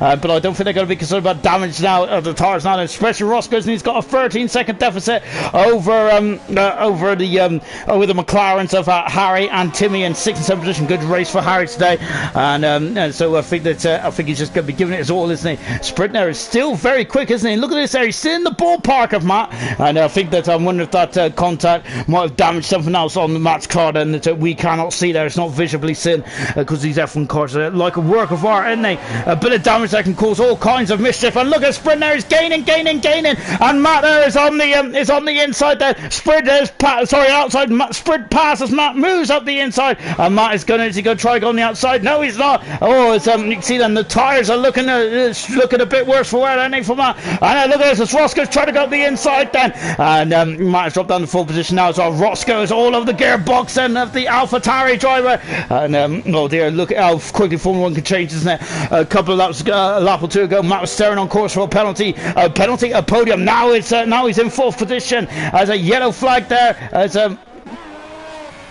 it looks like it's T. Sammy, isn't it? T. Sammy is he had an issue? Let's look at this. The time is streaking away. You're T. Sammy. It's got a problem. We're on board with the race leader, T. Sammy, with 1 lap to go, as he has lost an awful amount of momentum, and he's lost a lot of time now. I wonder if he happened to have a half spin there coming out of the final turn there, but it's down to 4 seconds then, as the race leader has had a couple of issues there, and see there is going to be very much on it, but I think it's the last lap. It might be a bit late at this stage of proceedings then, but it's definitely definitely something that really keeps us entertained, doesn't it, into the final stage of this race as well. One lap to go, everyone. One lap to go of this incredible Abu Dhabi Grand Prix. Very unique this one has been. As I keep saying, it's been about strategy, and I've loved it. Absolutely brilliant stuff indeed. Then 3.9 seconds the gap is at the moment as we're coming down the back straight indeed. Then we are running a bit late, of course, everyone, because of the false start in the first lobby. But of course, I'm glad you've all been keeping on it. Oh, he's going to force him off the track there. And look at this, Roscoe is not giving up. They're not giving an inch. Roscoe passes and moves up in a full position there. Is Matt going to come back at him going into the chicane here? And I think Roscoe might have that one done. He does have that one done indeed then. It's a Matt was just going to the curbs as well, but I think that it's going to be very difficult to overtake at this stage. The gap is down to 3.1 seconds now. Then is a T. Sammy there had an issue on the second to last lap there. Definitely would have raised his post levels or free, wouldn't it? And now it's T. Sammy coming into final turn, and he wins his second race of IRC Season 8, and that would be his 11th race win of his career. Fantastic stuff. Steve in second position, 6 podiums out of 6 races, great stuff indeed. That'll be Sprint's second podium of the season then, with Roscoe in third, Roscoe in fourth, Matt in fifth position there. And what could have been for Matt, I think he'd be disappointed to finish fifth in the end. Still be absolutely elated. And same with Sprint as well. Sixth position there for Harry. Great drive for the McLaren drive today, really well done. Seventh position is Timmy in the second McLaren, and Val in another, once again then, in every single RC race he has participated, he has scored points out. He is very much a points collector, isn't he? Val is brilliant stuff indeed there. He comes through to finish in a fantastic 8th position then. Asdog, trials and tribulations in this race, but he will be 9th position in the end, and Fizzy in a 10th position there. Penny will be coming through in 11th position. He had a great qualifying. Unfortunately, the race didn't come to fruition there. He's got damage on that wing as well. Rizzle Sticks and JJ also gave us some entertainment as well in the battle for 12th and 13th. I enjoyed that battle, and unfortunately that one came to a close a bit too early for my liking. As Penny comes through the final quarter to finish 11th, 12th is Rizzle Sticks, 13th then is 13th is JJ, and then Double we coming through in 14th position in the Redo as well, and PB finishes 15th then. Retirements is Hog and Joshua. Then this is the man of the day then. Is a cracking drive for T. Salmon, absolutely well done indeed. Then his 11th race win of his career, his second race win of the season then, and it's very much back on song indeed. Then lovely stuff indeed. Then as great stuff indeed then as as we're now coming to the end of this incredible race. Absolutely fantastic stuff indeed then. Steve drove today then, of course, he was fantastic. I think he started 9th on the grid in the end, didn't he? He made his way back up into a fantastic second position. Really well done indeed then. And there is T. Sammy. We haven't seen that too often, which I'm quite surprised to be saying, but T. Sammy back on top of the world as well then, and he is back within striking distance of Maxi in the World Drivers' Championship, along with Steve, who is bunched up as well. I gotta say the top 3 at the moment are in a league of their own, the driver standards, isn't they? And Steve's just underlined that with 6 podiums in a row, and T. Sammy for his second race win. Maxi at the moment now, of course, has the most race wins of the season so far.